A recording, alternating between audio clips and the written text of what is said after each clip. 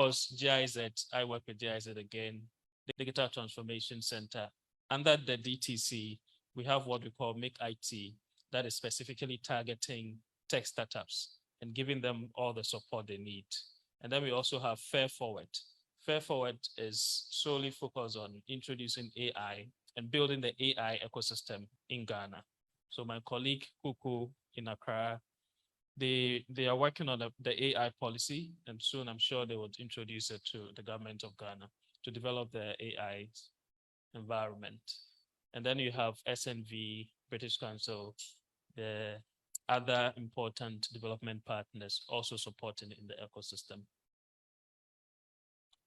Now, we don't operate as an island, a country.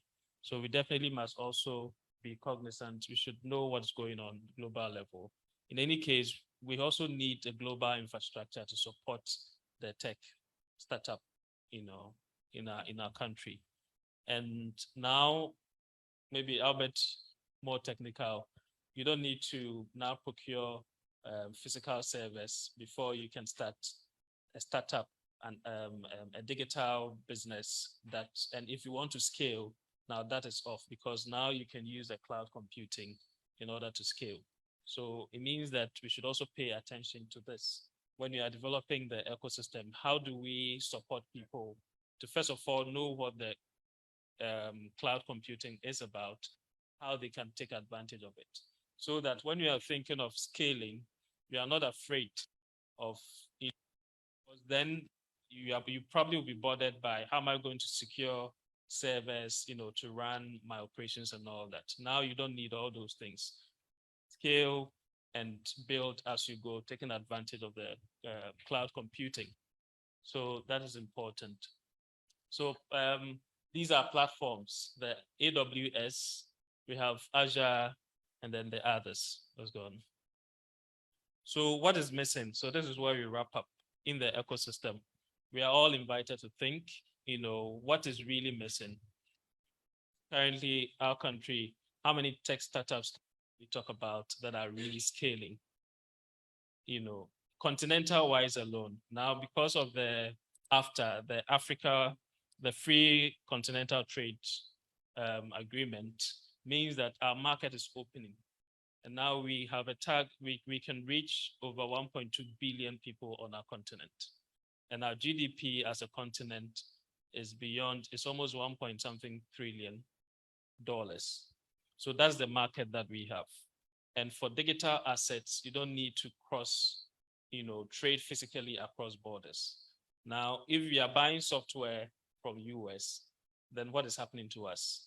If we don't develop our own indigenous softwares that we can use and scale across the continent, then something is lacking. So how do we promote and support startups to really take advantage of the opportunity in Africa alone, which is huge. So we can have softwares that people in South Africa can procure, softwares that we can also procure from South Africa and all that. So what is missing, obviously, I think, is a long-term funding. Because when Amazon started, I think it took more than 7 years before it became profitable. So you realize that it's not easy starting a tech company. How many people are willing to go 7 years without profit? And if you go to any bank, so I wish that man was here, Kakari. If you go to any bank and that you need funding, and they know that you're not going to be profitable 7 years, they're not going to offer you funding because the banks are not long-term financiers. Okay, usually they help you with the short-term capital. So I would have loved him to explain how the banks are going to work, and all that. So that's the problem. But luckily, we also have the GACs. If you're not aware of this, the Ghana Stock Exchange has this platform for startups, all startups. So if you want to raise funds, at least we have the GACs to think about. And I was recently told that Peswa One raised funds from there, and they are scaling across Africa. So that's important. And of course, the boot camps and then incubation programs, we have MEST that is doing so well, supporting a lot of startups, bringing up startups, but we need to do more. And we need to build the capacity of the hubs to be able to offer incubation. Okay, because once you go through the ideation process, and it shouldn't end there, we are always looking at the next steps after catching you and supporting you throughout. They don't bring you out and then it ends there. So the hubs also need capacity when it comes to the incubation programs. And then we will know that data is a problem. So Mr. Kakari was talking about 2 million plus people who are unemployed. And I'm happy we have that data now, but it used to be a problem. But if you don't know the number of people who are unemployed, then how do you even think about solving their problem? So having an integrated platform where we're able to track tech startups and follow them and know how they're doing, what support they will need, in order for them to graduate, be able to employ people and scale is a challenge at the moment. I work again, GIZ, we're still finding it difficult to come across data in an integrated way. So that's, come again. The Ghana Hubs Network, they have data. You are working on that. Okay, that's great. So when we have data, then it helps the ecosystem be able to, and we are talking about creating an enabling environment, but we cannot do it just on our whims. We need data to inform us. And then of course, the enabling environment, generally the policy and regulation, I think is ongoing. DIZ, as I said, we are helping government come up with digital policies that will promote the tech startup. So I would end here and thank you very much for your attention. I love asking questions. I was going to ask you, do you have questions? But no. Thank you. Thank you so much, Gideon. Thank you for enlightening us on the work that GIZ, especially the Digital Transformation Center, is doing. We will be going online to have one of the participating hubs who are involved in this program. As you can see, there are a lot of others involved in the AfriConEU program. And our next one basically will be from one of our participating hubs, that's Buni Hub in Tanzania. So we're setting up and soon they'll be joining us online and you get to hear from Promise. In the meantime, whilst we set that up, I just wanted to take this also opportunity to see if anyone has questions they would like to ask regarding what has taken place so far, especially with the Digital Transformation Center or the NEIP program. If anybody has questions, you can let us know whether you are online or you are here, and we can do that.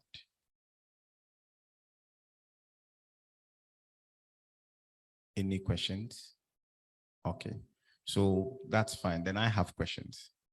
Okay, so as you heard about the YouStart program, is any business here qualified? Do you remember what the qualifications are?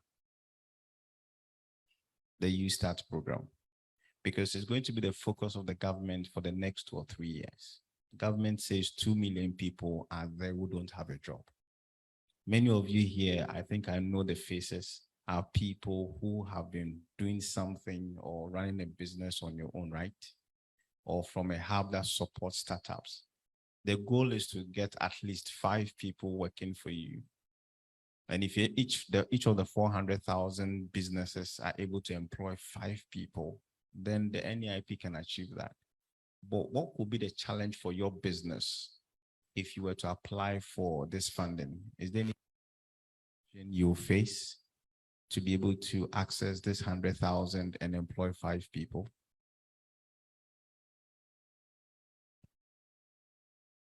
I think the best person to set the ball rolling and give us some in-depth analysis will be you, Albert, because you have it, you know the numbers, based on what he said, and particularly based on the fact that he said that we'll be working with the banks. You have a lot of experience in that area because of your financial background. So set the ball rolling, so that others can also ask questions.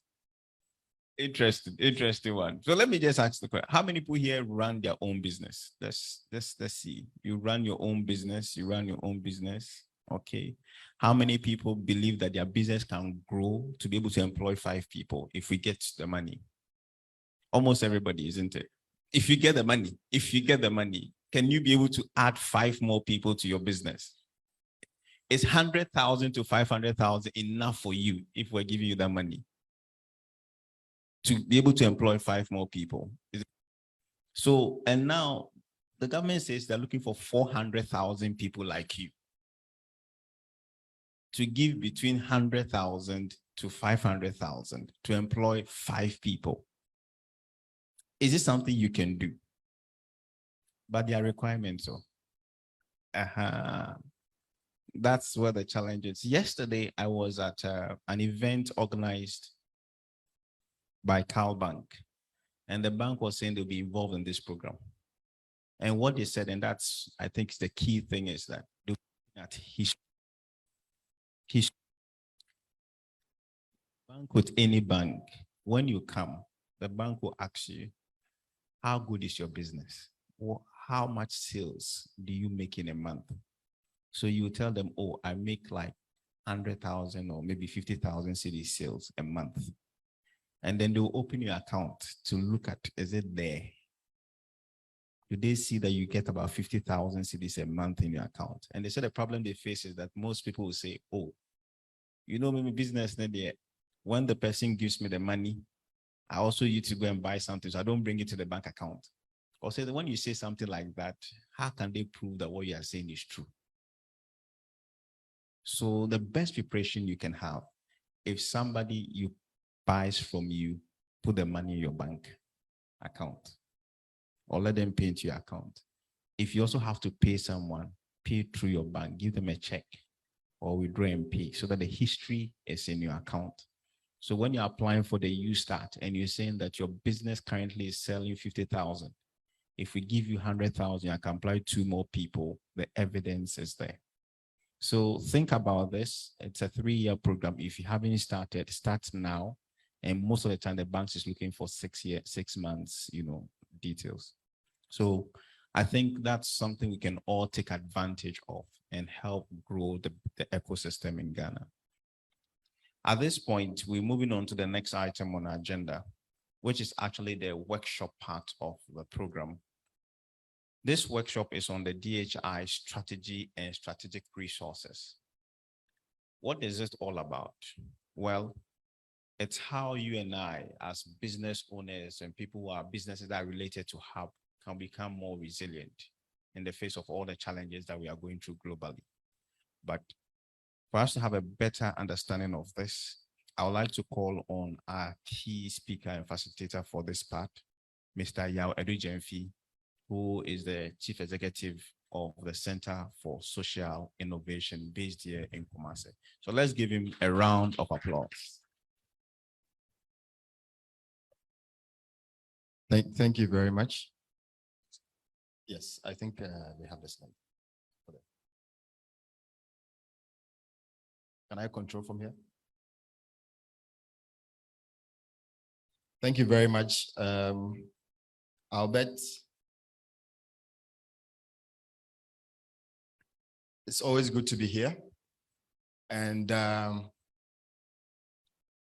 as Albert was saying, we'll be talking today about strategy and strategy resources. But before then, we'll give a background to what this whole strategy and strategy resources is about. It will also be interactive. Those who have taken a look at the brochure that came with the program, if you're not careful, you might think we'll run into several talking shops and then it will make it boring, but we'll make it as attractive, as interactive as possible. There will be opportunities for us to break into groups to work on a sample strategy. But my work today will be to serve as guide, because I know that there are several of you who are experienced enough. Issues about strategy and strategy resources, you can also read.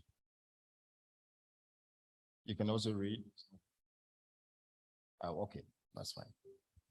You can also read. So what I intend to do is to serve as guide for us to work through the things that we may be used to, and also introduce you to some tools that you may be used to already, so that we can work across. We are having some technical challenges, so we'll move on quickly. I've already introduced myself. My name is Yao Edujemfi. I'm doing that again. And I wear two hats today. One is the fact that I'm co-founder at the Center for Social Innovation. And I also double as the Director for Strategy, for Research and Policy at the Ghana Hubs Network. As some of you may know, the Ghana Hubs Network is the umbrella body for innovation hubs across the 16 regions of Ghana.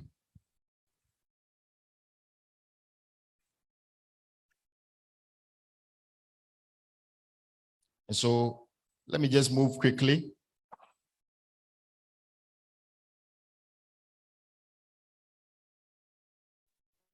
Yao. Yes. Promise is back, so can you hold on a bit? Okay. And then Promise does her presentation, and then you continue. Okay. All right, thank you. So you can pause my session.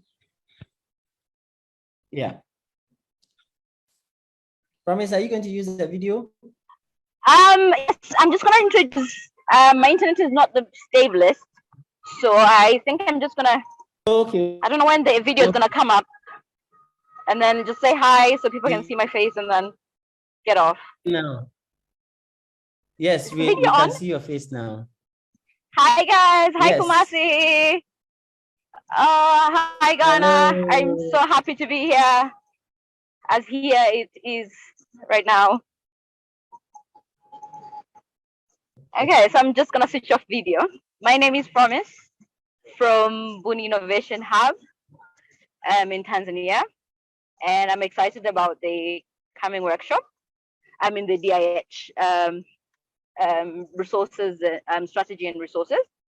And I think I'll be talking about the AfriConEU network, which we are part of the consortium, and that has allowed me to know the wonderful Gideon and HapaSpace. So AfriConEU is the first trans-continental networking academy of African and European digital innovation hubs.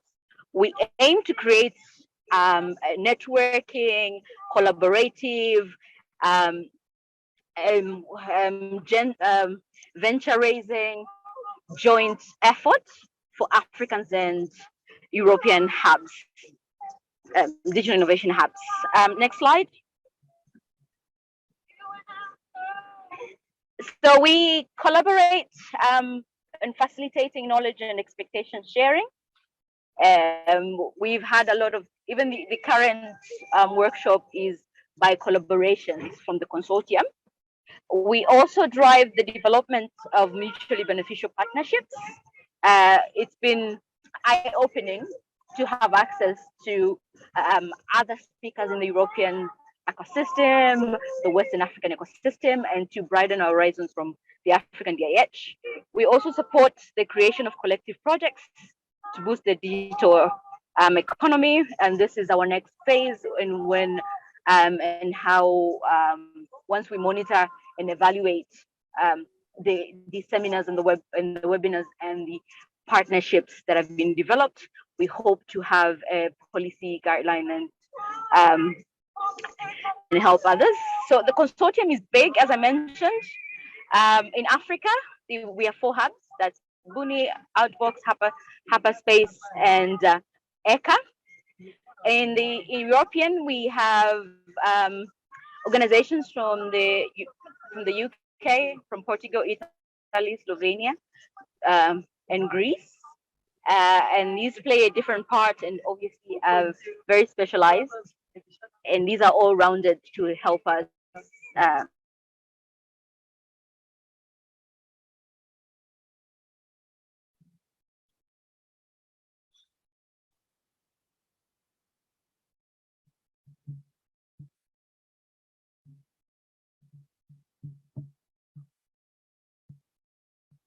Can you hear me?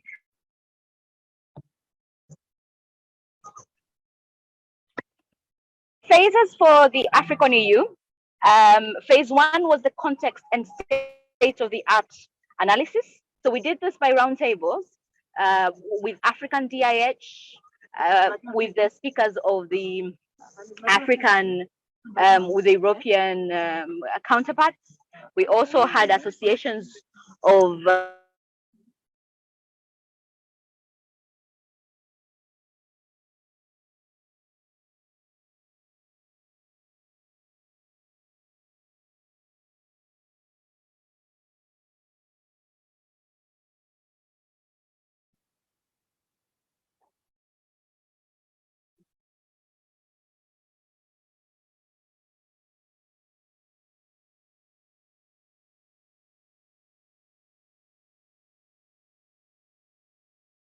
happening as we're going.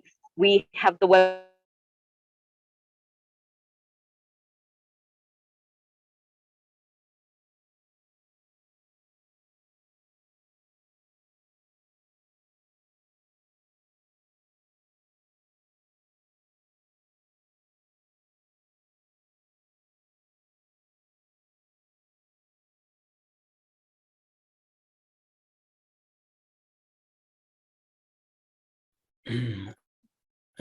Promise is having internet challenge. I think that Albert, we can proceed. And Yeah, the next slide. Yes. Okay, you are back.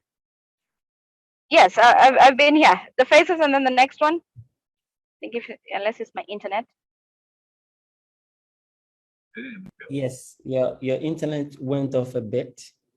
Oh, I'm so sorry. Yeah, I'm still seeing the phases. But you had finished. Yeah, you were finished the talking about consortium. the consortium. Yes, you did. Okay, and then I talked about the consortium, and then I talked about the phases. I don't know if you heard the phases.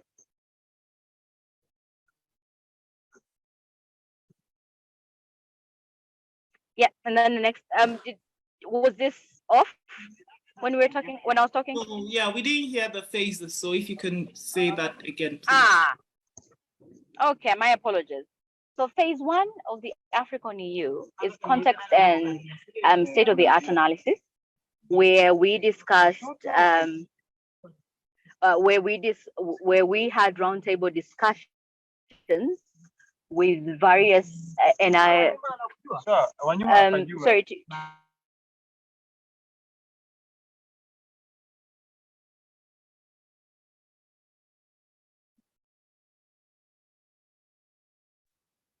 Hello? Okay. The slide has changed. Yeah. Douglas, please go back to the phases and then Promise can finish that.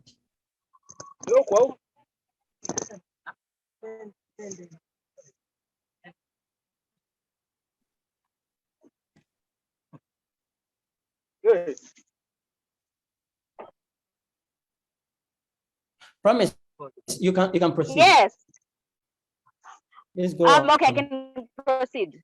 Yes. Okay, so the flagship programs for AfriConEU are 2 of them.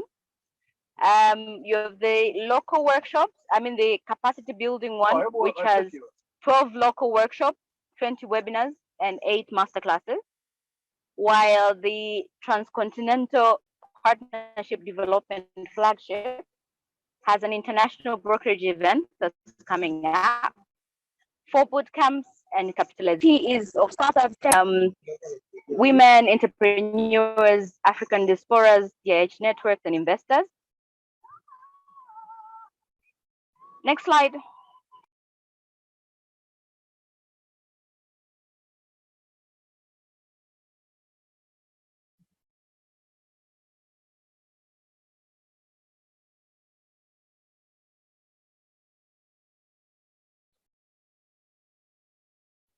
Hello, Promise. Yes, I'm saying we're going back to the phases.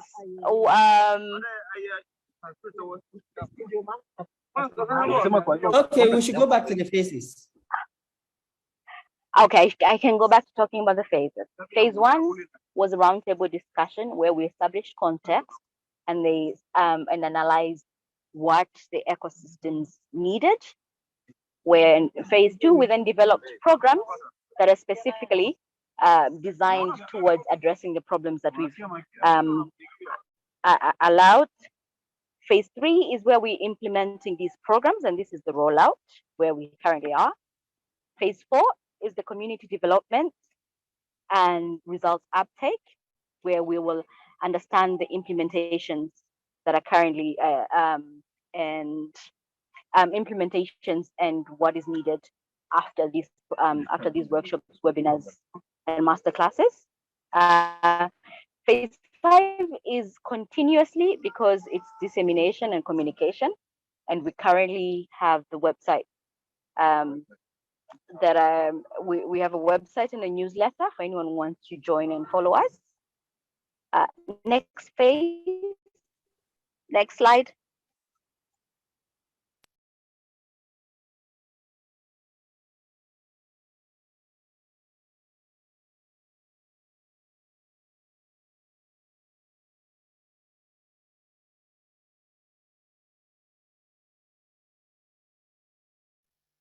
Next slide.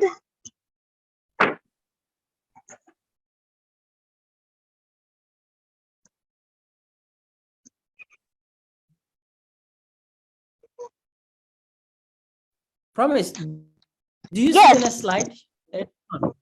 I'm not seeing the next slide. Okay, it's showing Networking Academy. There are 12 workshops, 20 webinars, 8 master classes. Okay, okay, so maybe it might be my internet then. Okay, so there is the 2 flagship programs, which is the capacity building, which is the 12 workshops, the 20 webinars. Oh no, that's not that slide. Okay, yes, that's the one. And the 8 master classes, and then there is the international partnerships program, which has the brokerage events, the 4 boot camps, and capitalization events. And this is all for aimed at policymakers, startups, youth. Okay, next slide.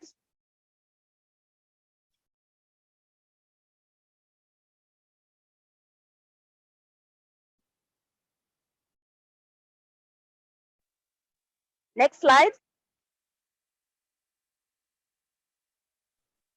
I think there is some delays. Oh, there's delays on the website. Yeah.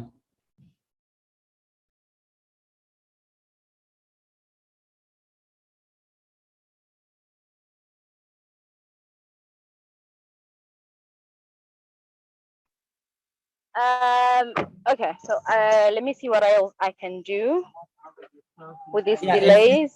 It's been changed, although we can Okay, see. now it's been changed.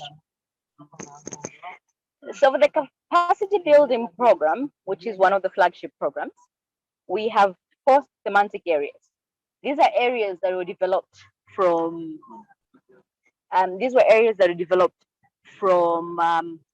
the roundtable discussions that we had, and these are areas that DIHs specified that they would need capacity building on.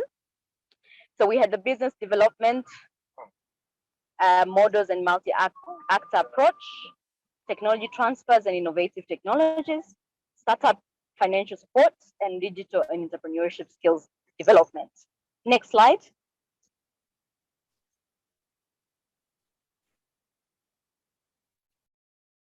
Okay, and then the trans-continental partnership program. Hey there. Hey there, it's Aviva from Element.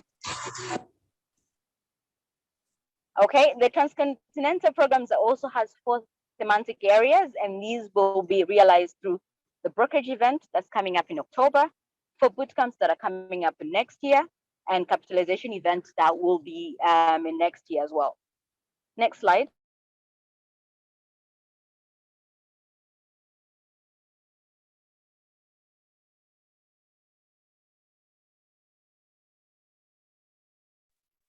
Okay, so this is our calendar. for the Networking Academy. And I hope to see most of you on these events. These are content that really curated for Africans and European digital innovation hubs, and they're built upon content that's already developed by some other. We're building on content that's available and have been used on others. So, for instance, next week we have the masterclass on sustainable business development. And we have the webinar on purpose-driven DIH. This is for June. In July, we have a masterclass on gender lens financing. We have a webinar on gender lens innovation and our local workshops on DIH business models happening there. And then every month afterwards, you'd see there would either be a masterclass, a webinar, a workshop, or both, all the way to the first week of December for 2022. So I'll leave this up for people to see. And of course, the international brokerage event is going to be happening simultaneously in Italy, as well as Ghana, Nigeria, Uganda, and Tanzania at the same time in October. More details will be sent, and we're really hoping this would be a partnership, and we'd have a lot of participation from both continents. It will be properly transcontinental. Next slide to see the events for next year.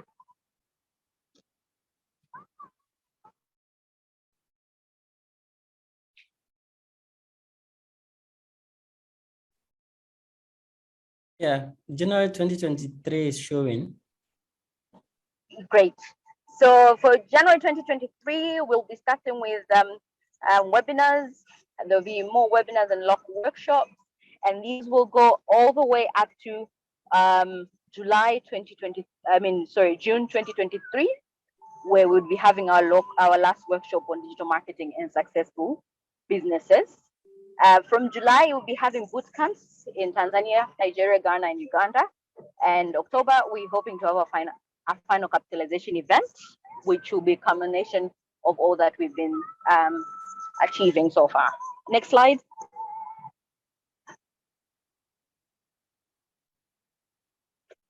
Okay, so all academic events are free. That's the good news.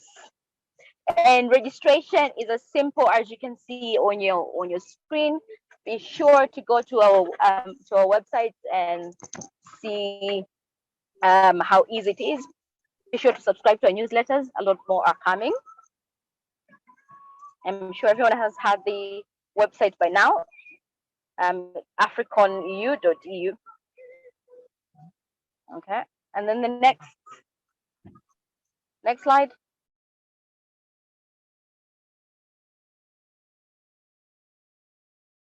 And that is it. I hope to see more of you on the coming events.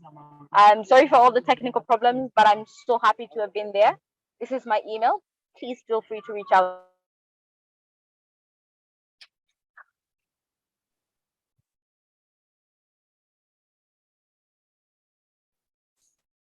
Thank you so much, Promise, for taking us through that.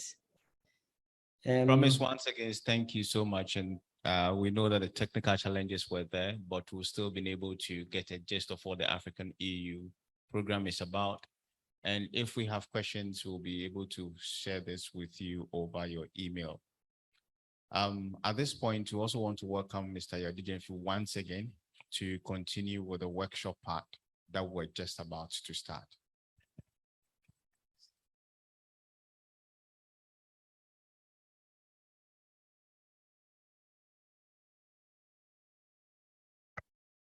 Thank you very much once again.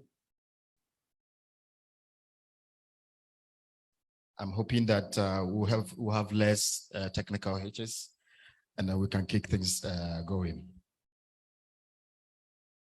So before we move into introductions, as I've done mine, we'll do a motivate session where we watch two videos. These two videos, one is about understanding or deepening our understanding of the innovation ecosystem. or what digital innovation hubs do. That first video is an ideal digital innovation hub. So let it not disturb us too much. Then also understanding the digital transformation going on the continent. So these two videos, very short videos, and then we'll continue.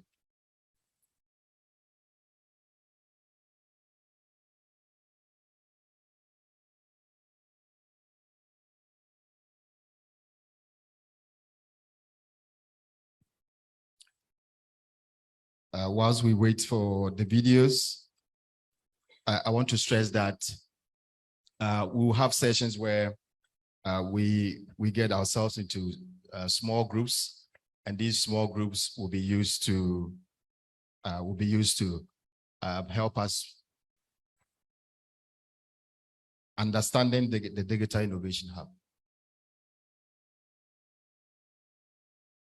Let me recognize our online attendees who have joined us this morning in Kumasi. I know there are different time zones. For those in East Africa, it's about +3 GMT. For those elsewhere, it's either minus or plus GMT. So wherever you are, good morning, good afternoon, good evening. What is our understanding of what a digital innovation hub is? Let's have a discussion around this. When we say you are a digital innovation hub or a digital innovation hub, what's our understanding? Anyone can just share thoughts. For those as well, we want to know what a digital innovation hub is. What is a digital innovation hub? Maybe I can pick someone who is not looking at me.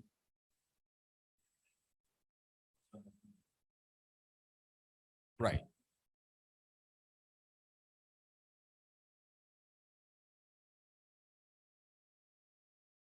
Yes.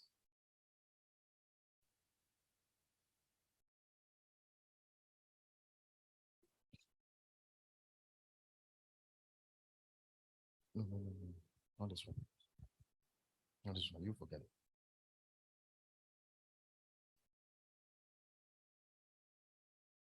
Right. So I was going to you. Just a thought about, sorry. I should go to somebody else. Okay. For those online as well, for those online, you can also share thoughts. Digital innovation hub or an innovation hub, what does it do? You are sitting right in the midst of one. You are sitting right in the midst of one. What idea comes to mind? It could be a statement, it could be a comment. What idea comes to mind, please? We are all here to learn. Maybe your definition might even add to mine. Okay, what I understand about digital innovation hub, like, let's say businesses that train other businesses. So it's like a business that is into train of other people to enter into business. Okay, so a space for training SMEs or other businesses who want to incubate, who want to hatch, as we say. Okay, any other? One last one, and then we'll move on. One last one. You seem to be smiling a lot. Okay, so a digital innovation hub, I see it as a center for grooming digital innovations in terms of startups, in terms of markets and ideas. Thank you very much. You're all right. So when the hub manager of HapaSpace came in front here, he spoke about what HapaSpace is all about. HapaSpace is about creating that enabling environment for startups, for entrepreneurs, for innovators to come together to get training, build their capacity, first and foremost, but to also collaborate, to grow together, to access funding, to have co-working spaces where they can also be able to incubate their ideas. Sometimes it's a product, it's a digital product. So incubate that product to the point where they can scale. Sometimes it's a service. So be able to incubate that service to the point where they can start making some impact To some people, impact is about money, profits. To others, it's a combined thing. It's money and also social impact, or making an impact in society.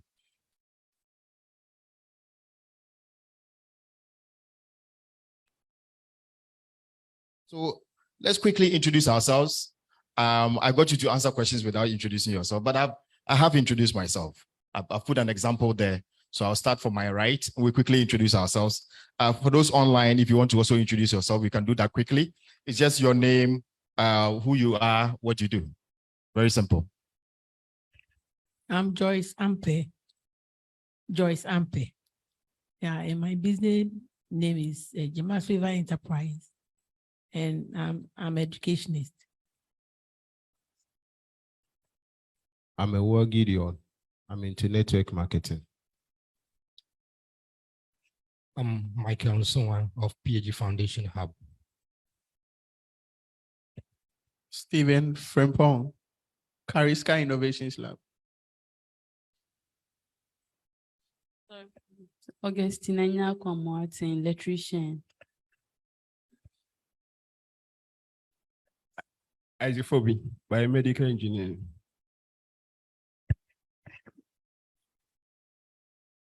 Newman Mohammed Bello, Hope for Education Foundation and General Manager, Rockford Enterprise. I'm Emilia Musa, co-founder for Gapo Cassava Processing Company. I'm a nurse as well.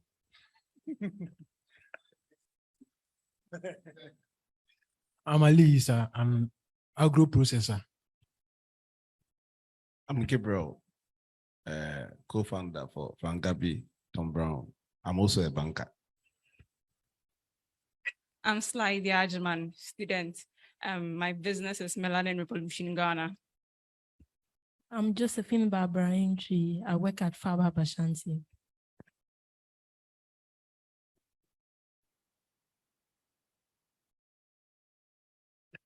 I'm Jedidio Hinana Appel. I'm a student doing computerized accounting. I'm Spencer Crunchy. I'm part of the Wheezy Academy team. Yeah, I'm also in the Wheezy Academy. Yeah. Samuel Abuaji, Wheezy Academy. Roberta Aite, SOS NBU. All right, thank you very much. So online, how are we doing it? Is anybody online ready to introduce themselves?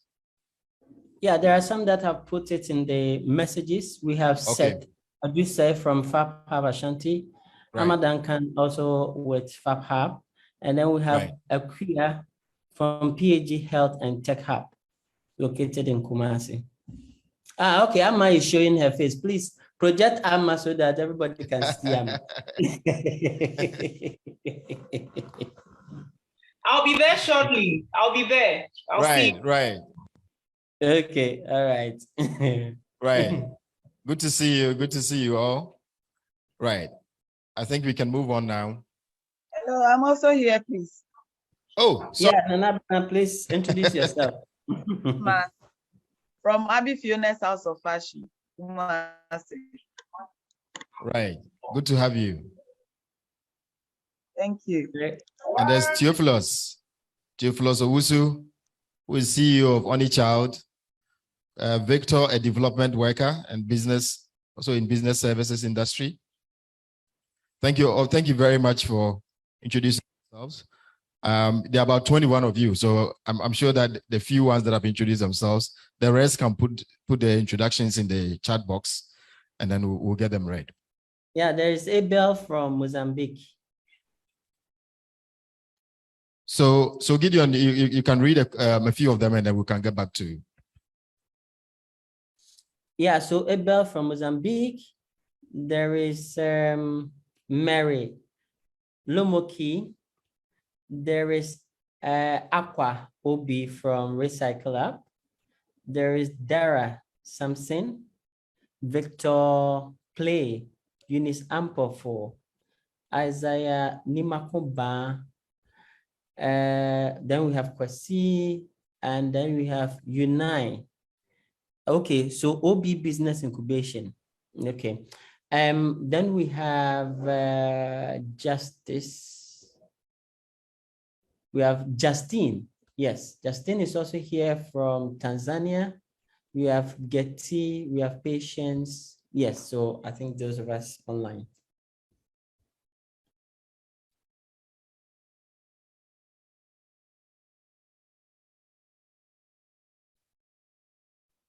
So yeah, I think you can continue. Are we good? Okay, thank you very much. So let's quickly go to go forward and talk about what the program is all about. I think Promise did share something about the program. It's a few slides about the program and what it is about. I'm sorry about the fainted area. But the Digital Innovation Hub's capacity building programs program, as we've started, aims at 3 of these identifiable areas that are put across, mainly to raise the capacities of African digital innovation hubs to better serve their own needs and also address their long-term sustainability. Be able to address the needs of local SMEs, startups, and young people, and then place an emphasis on women and people from marginalized backgrounds. Most of the times when we talk about people from marginalized backgrounds, we forget that the marginalized backgrounds are a couple. For instance, you can have people from socially marginalized background. It could be economic. So being marginalized is not just about you being marginalized because of your gender or because of where you live, but it could also be cultural or economic and the like. So the idea is to be able to use the European digital innovation ecosystem to be able to create our own. As you know, later we'll talk about it, but there are efforts at the continental level to be able to create a digital for the continent. But the Europeans have done it already. The Horizon 2020, they've done it already. They've created their ecosystem for digital innovation hubs.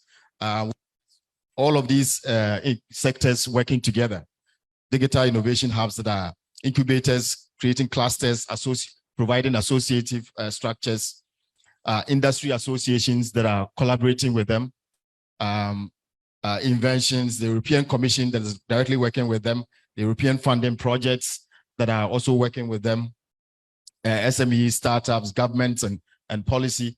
That is something that we don't have at the continental level in Africa yet, and something that we don't also have in Ghana yet.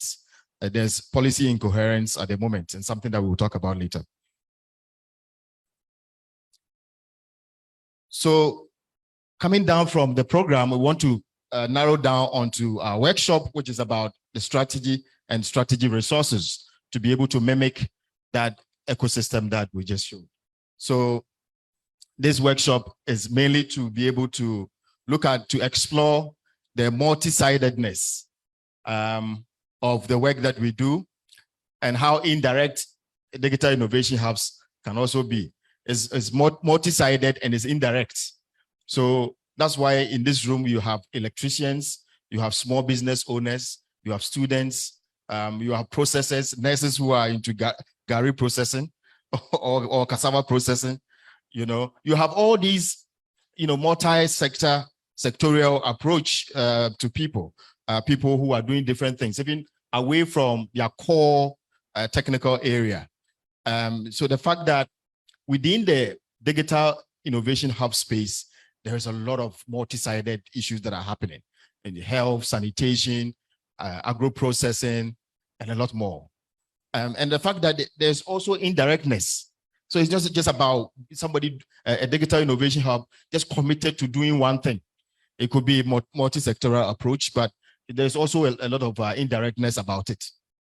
So we want to be able to define in our own words what a strategy is about, so that at least we can be able to localize it, and then localize it not just at a level here in this workshop room or virtually for those who have joined us, but be able to localize it to our hubs, to our associations, our structures.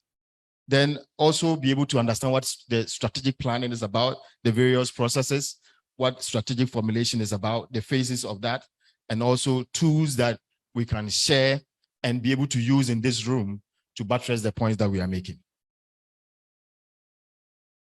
Now, there are also learning objectives, and this I'll quickly go through. We want to be able to understand what the strategy is about, the purpose of it, know the tools that we want to be able to use, build our own strategy. As you are in this room or you are online, you'll be collaborating with others. But the point at the back of your mind will be that you want to be able to replicate that for your organization or for your business or for the idea or the projects that you want to work on. And so I'm using a lecture style presentation. We'll be doing group and later we'll have questions and answers. Right. How many of us have worked on a strategy before? How many of us? It goes for us online and offline. Yes, Albert, you want to shout across or you want to use the mic?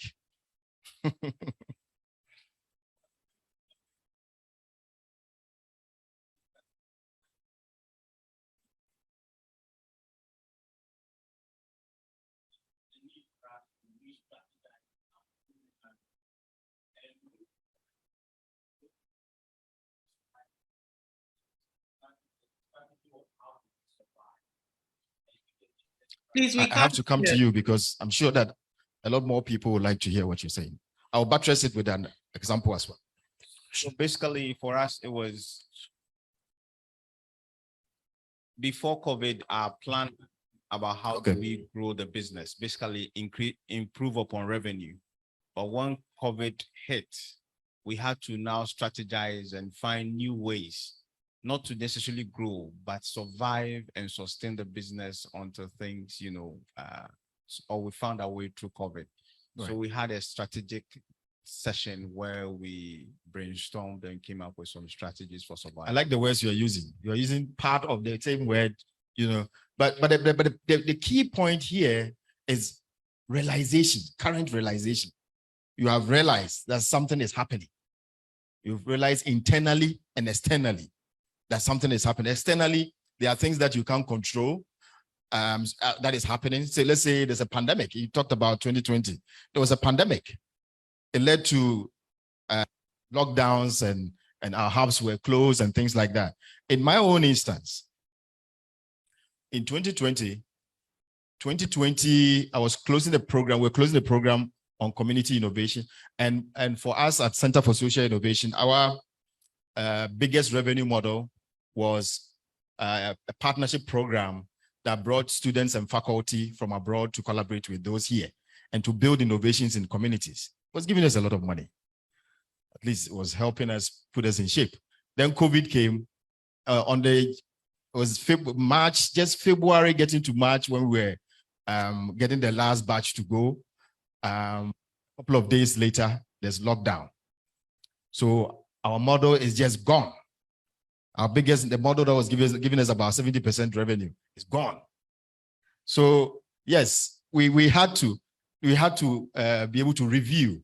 So the process of coming to that realization that your model is gone. Sometimes what hits you most is the finance. That financial model that you were depending on is no more. So what do you do? What you do is to pivot, to change strategy, to change direction. Let's say you are driving a vehicle, you go, there's a flooding, you see flooding ahead of you. There's no way your car can pass through the flood. So what you do is look for alternative routes and then go to your destination. It might be long, but you have to look for alternative routes. What we did was to pivot and then ensure that our program is mainly aligned to universities and faculties in Ghana. It's been difficult. So sometimes there are pain points of your strategy. So we now know that strategy can be an action. It's a series of plans that you put in place to be able to achieve a certain vision, right?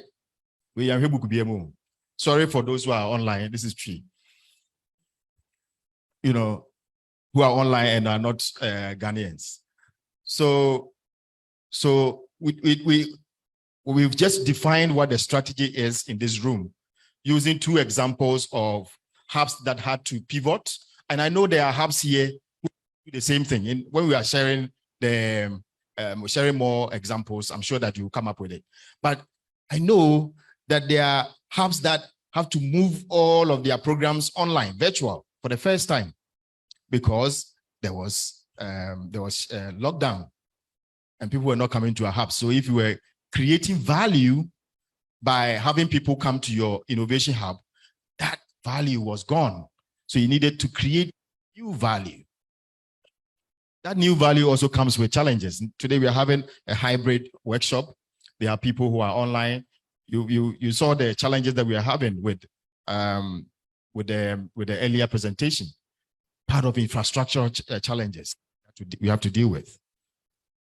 So the strategy that you put in place to address what we are facing, whether internal or external, could be a plan, could be an activity, could be a series of things that you put together, ideas that you put together. And these ideas could then become tactical. So in the planning process, they become tactical, and you take those tactical plans into your business model. These days, before we leave here, we'll create a strategy, a strategic plan, but it wouldn't be a voluminous book. Those days are past. What we'll create will be something that you have using a tool that will be very simple, just a page, and you use a flip chart to create that. It will be very direct, and it will help you to be able to identify what you need to do quickly. So then strategic planning, on the other hand, will be how you put those activities into play. What plan do you have? The plan can be centered around financial, could be centered around economic, could be centered around growth, around how you grow, both as staff and as an organization. Now, we're supposed to have a 5 minutes break, but we just started. Or you want to put some water in your mask and go ahead. I think we can proceed. Yes. The process of developing a strategy involves brainstorming. What is brainstorming? Brainstorming. Engagement, right? Thinking about a phenomenon. You know, there's a phenomenon, there's a situation. The process of thinking about it, different facets, in that situation to just one-sided event. You know, sometimes something happens, you say, as for this thing, maybe it's inside. But I'm sure that if you took time to think about the phenomenon, about the situation, you may arise at a solution. Now, we'll brainstorm around these 4 challenges. And here, where we can engage on our here about issues around policy incoherence. We say policy incoherence. At the moment, let me use Ghana as an example. Maybe for those who are online, they can share their own experiences with us from Mozambique, from Tanzania, and other places. But in Ghana, we don't have a digital strategy. We don't have a digital strategy yet. There are a couple of projects that are being implemented, like the digital transformation project. I'll share about it, like the yearly digital innovation weeks and things like that. That comes with strategy. So are those projects, there are strategies that are formulated, but they are incoherent because they're not talking to, we don't have that straightforward, defined approach like what we saw with the digital innovation hub ecosystem in Europe, like what we saw. And then there was also the issue of limited funding. There's infrastructure, there's intellectual property. Here, the intellectual property, what I'm trying to draw is not just about any intellectual property, patents, copyright, and those kind of things. I'm drawing attention to the fact that copyright patents could also stagnate innovation. We know that there are a lot of process innovation that goes on in our part of the world, in the informal sector, which constitutes about 70% of our ecosystem. There's a lot of innovation that goes on. I want to ask you something. There are about 2 drinks outside, right? The Bishop is Sobolo, right? And then there's a mango. The mango was so thick. I wanted to take a lot. It was so thick, not knowing they had intentionally put a bulky part somewhere just to make it thick, and you can take bits at a time. Now, I want to say that that's innovation. That local drink making Bishop, that the women, sometimes they have different ways of doing it. They can put ginger into it. They can do this, they can do that. They can put a lot of things into it and even derive health benefits from it. That's innovation. But how are we going to, in the patent system, how are we going to patent this process? Within the patent system is regimented, is bureaucratic, is indexed, is difficult for the kind of innovation that we are doing to reflect on the patent system. And that's why Africa, we are continuously not doing well on the global index of innovation. Not that we are not innovating. We are innovating every process of our lives. Our grandfathers were innovating, our great-grandfathers were innovating. They were even doing better innovations than us. But we don't have a system. We don't have a system. And I think that in the development of a policy to regulate the sector is something that should come to the fore. That having digital solutions, they are enablers. Digital solutions are enablers. And so they should be able to work in our shea butter industry, in our oil palm industry, value in all of these informal sector areas, document stories around the kente industry, the smoke industry, all of those ancient knowledge that is around these sectors. We are not able to document them and to create intellectual property. What is intellectual property? Intellectual property is brain work, right? Are we saying that we don't have brain work in the things that happen in the informal sector? A lot of brain work. And so our task will be to create that enabling environment, to have an alternative metrics that will guarantee a lot more of our innovations get represented, not within the bureaucratic, regimented system that we have in place now, but a more flexible system that will help us. So I want to ask a few questions around this so that we can brainstorm. In the process of brainstorming, you ask questions. So policy incoherence, what about it? How does policy incoherence impact positively or negatively within the ecosystem, the digital innovation ecosystem? I want to cite as an example.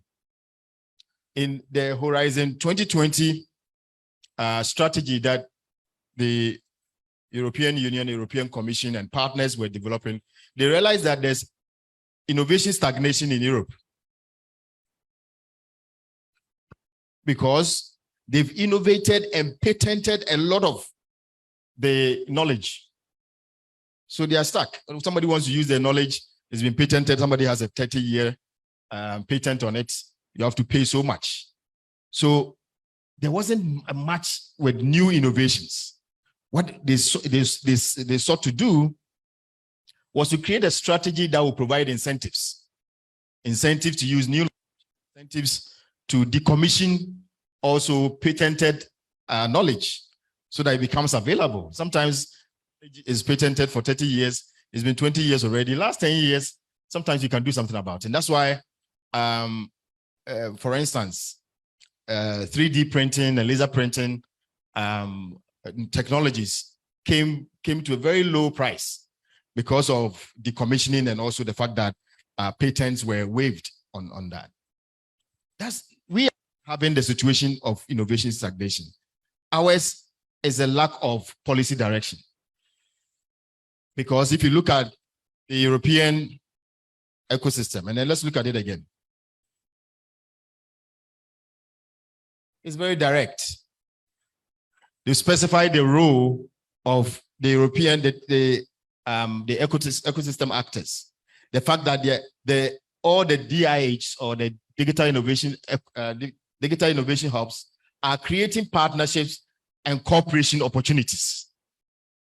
Do we see a similar thing going on here? You know, you had the NEP director come to reiterate the point for collaboration, for partnerships, opportunities, for cooperation opportunities. They are mediating access to funding. So they're not getting the funding for themselves, that they are serving as a conduit. They are mediating access to that funding for entrepreneurs, for innovators, for startups. They are organizing digital transformation experiments. They are developing digital skills. They are offering access to competence center. Some of what you see here are being done by our digital innovation house, for instance. Let's take HapaSpace, for instance. HapaSpace creates partnerships, right? If you look into their main tagline, it's about connect, grow, contribute. Are they mediating access to funding? Yes, because they serve as conduit through which innovators, entrepreneurs, and startups can get funding. Are they organizing digital transformation experiments? Maybe 50-50. You have the digital transformation guys here, but as to whether they are experimenting, as to whether they are, getting their hands dirty, working with you to engage and experiment, might not be there yet, maybe 50-50. But developing digital skills, yes. Offer access to a competence center. This is a competence center. But let's look at other actors, what role that other actors are supposed to play. Incubators, clusters, associative structures. So you could say that, yes, they belong to a network, and so you have that structure. Industry associations, are there a lot of engagements within industry associations? I mean, we can answer that for ourselves. Investors, how many investors are we courting into the ecosystem? The European Commission. So for instance, in our case, the AfriConEU Free Trade Area people who are working with the African Union. So the African Union, then European funding projects. So African Union funding projects. And then the SMEs, government working with us. So it's fragmented really in terms of how we see it, because we don't have a situation where all of these parties are working together, and who is coordinating or helping drive that sector. So yes, that's what we mean by policy incoherence. Whereas policy in Europe has been coherent to the point of realizing that there's a challenge to developing Horizon 2020, to rolling out programs in Europe, and then rolling out programs that would get us to also be part of that strategy. So eventually they'll be learning from us, we'll be learning from them. We hope we learn from them. Then the issue of limited funding, of course, you cannot highlight this enough. So in the brainstorming session for the development of our strategy, whether you are using a SWOT analysis or your balance score, some of these issues will come up. Issues of limited funding, issues of infrastructure. We've talked about infrastructure. Let's talk about infrastructure that we are using for this hybrid workshop. Access to internet. How accessible is it in terms of costs? How accessible is it in terms of quality? Quality, because a lot of video is being streamed at the moment, but how is the quality like? How are people able to get in there? Then the issue of intellectual property that I mentioned. Now, Gideon, do I take the break now or continue? I think that's because there has been some delays. If you can go on with the activity and get people engaged, that will be fine. Right. So we are moving into the session 2. which is about the process of strategy development. Now, I know that a lot more of you might have come across these processes. Again, it's not about teaching these processes, it's about highlighting them and draw your attention to some of the issues inherent and how we can incorporate into the strategy that we'll be developing. Now, before we do that,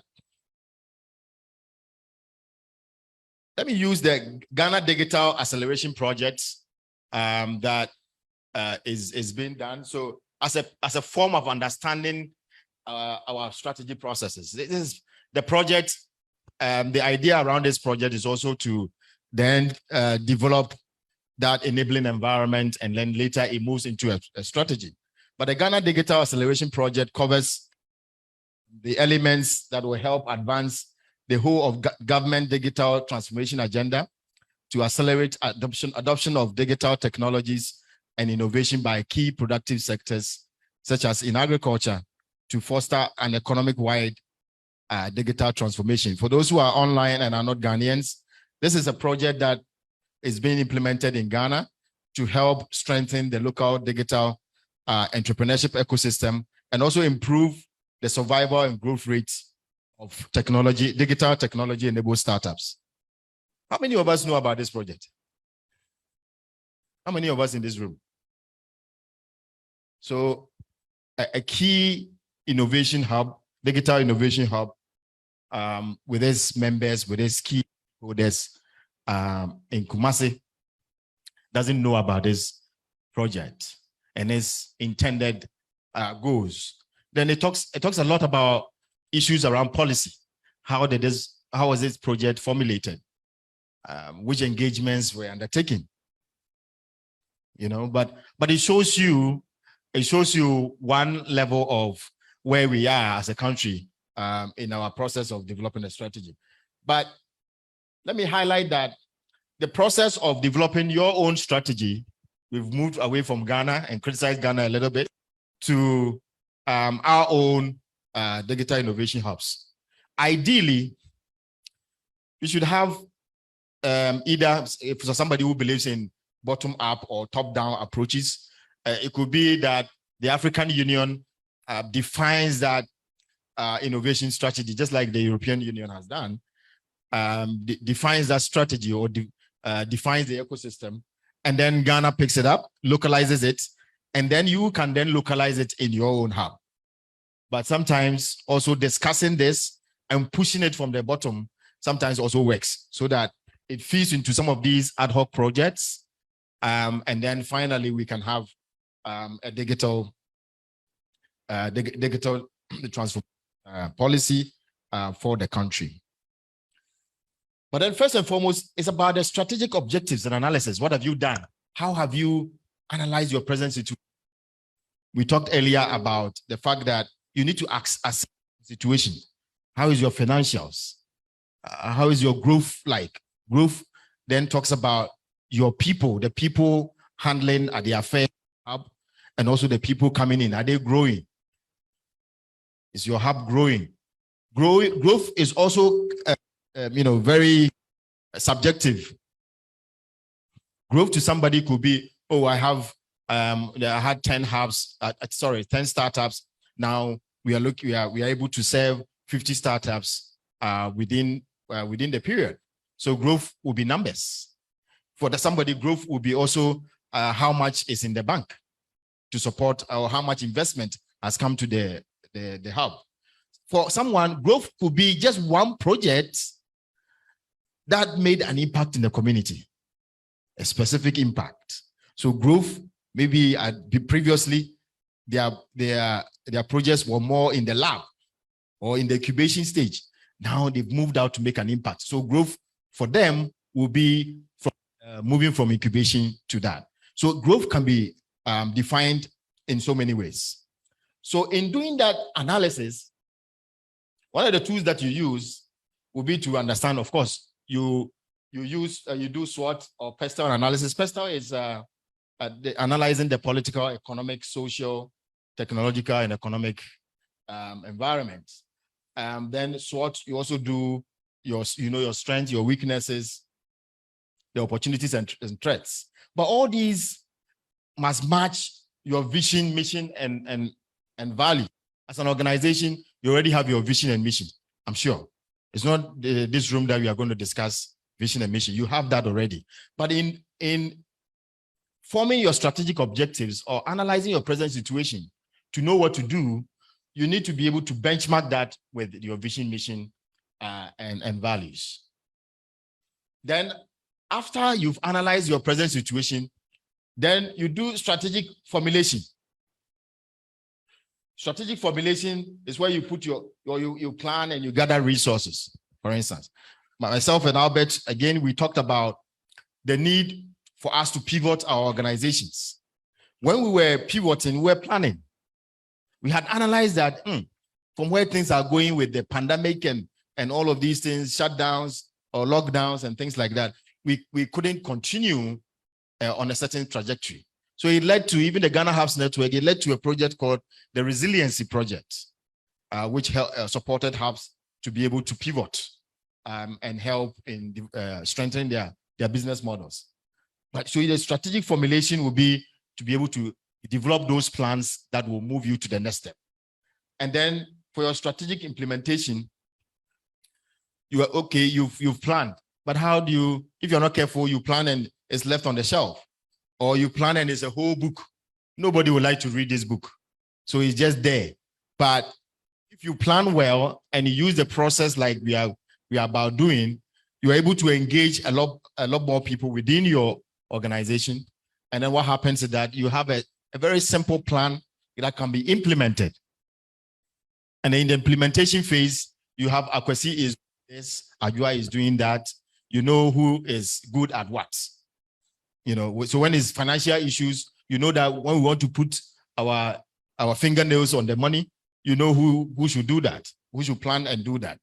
But we'll go through in detail as we go along. Then as you implement, you need to be able to evaluate and control what you cannot measure, you cannot manage. So if you are evaluating, you are measuring somewhat. We should add monitor, because evaluation sometimes happens after the work has been done. But you monitor in the process of implementing the plan, you monitor and you evaluate how the plan was implemented at the end of the implementation. And then you can control. Maybe there were challenges. So as you monitor, you can control how the plan is being implemented and move on from there. Now, we'll be doing an activity very soon, but we want to just go through the process once more, but into more detail.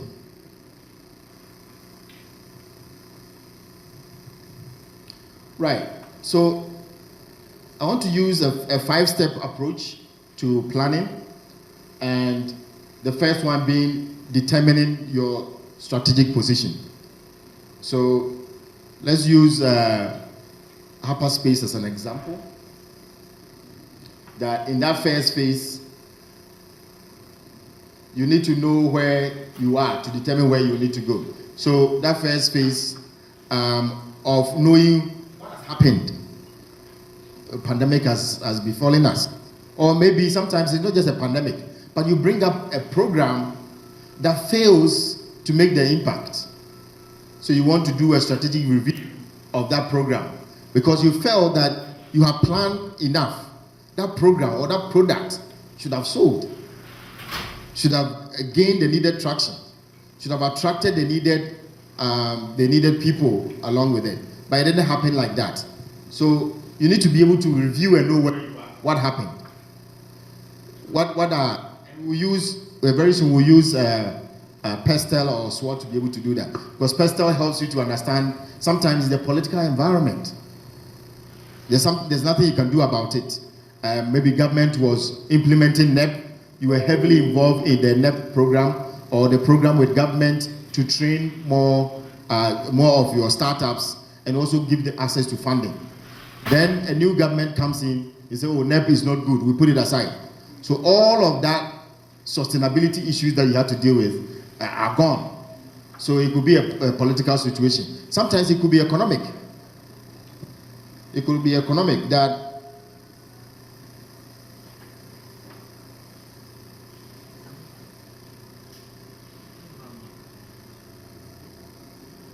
am I still online?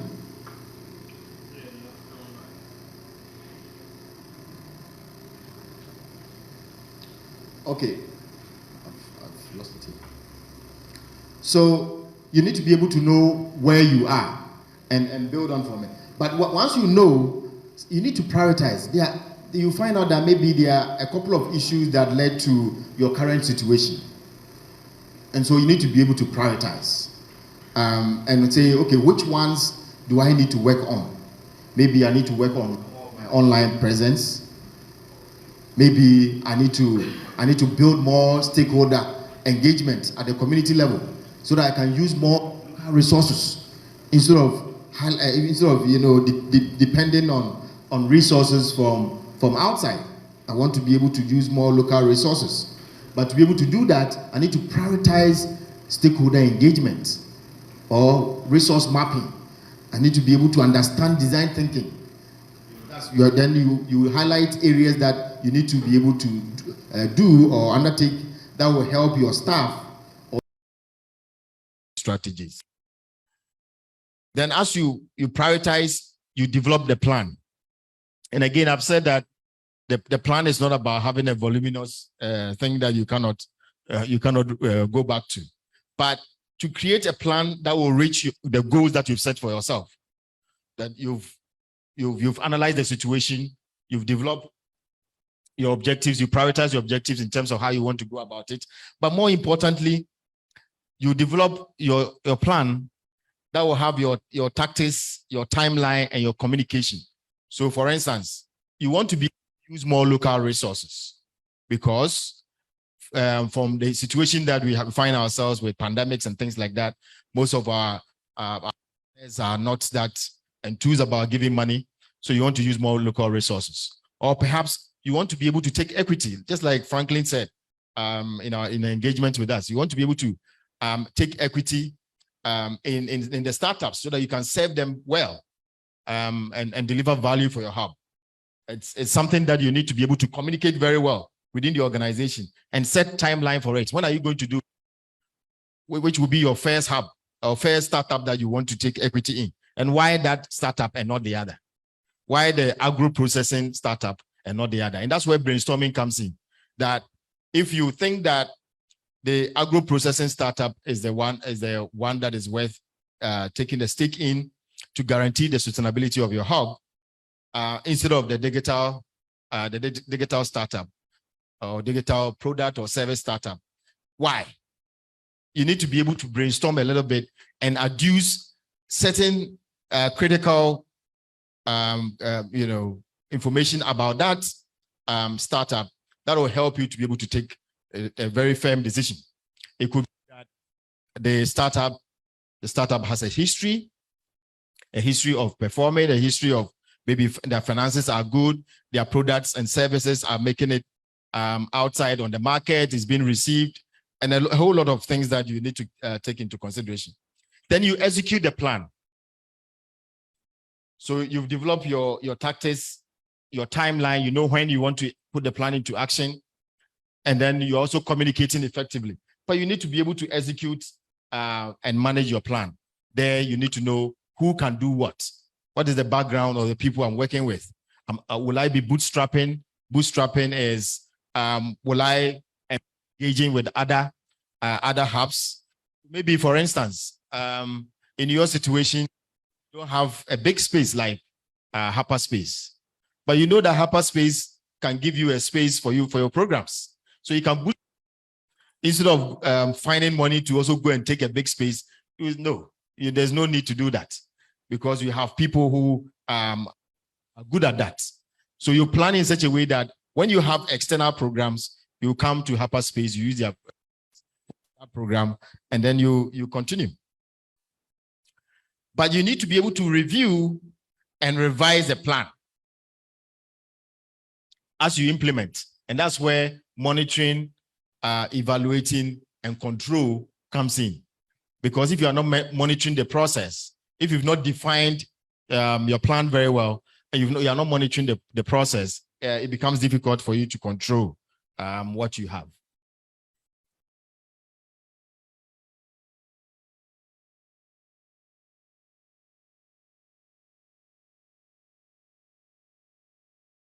I think offline here.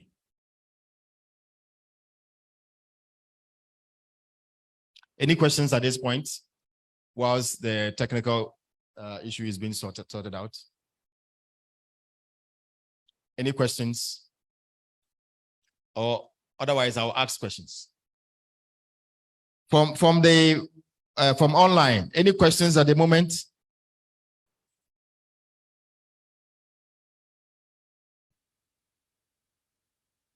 No, not yet. No questions from there, not in the chat box? No, nothing here. Okay. What about my people here?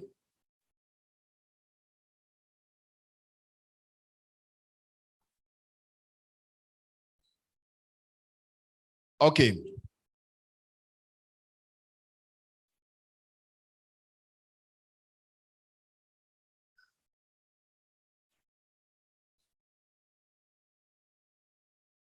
Okay.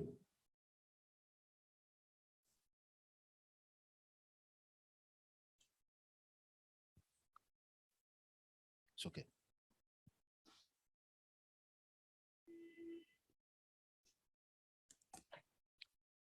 So I'm going to move on to just to talk just a little bit about the slide I was on, and then we can talk about pointers, what to look out for currently. There are certain global issues. Some of the issues are global at a very global level. Some of the issues are continental on the African continent that might interest Europe, because we are collaborating. And then also an issue that confronts West Africa here, where we are.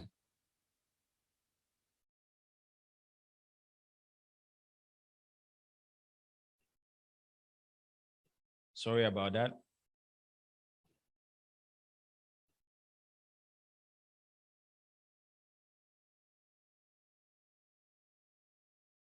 Right. So obviously, as you can see, we move from the initial stage assessment to assessing even an initial stage at the present, but then also trends. And then looking at strategic dimensions, or in the area of analysis, forecasting, developing your plan, implementing and evaluating. But then we have key, I'll share this slide so it helps you to be able to move from initial situation to action planning, some of the specific steps that are there.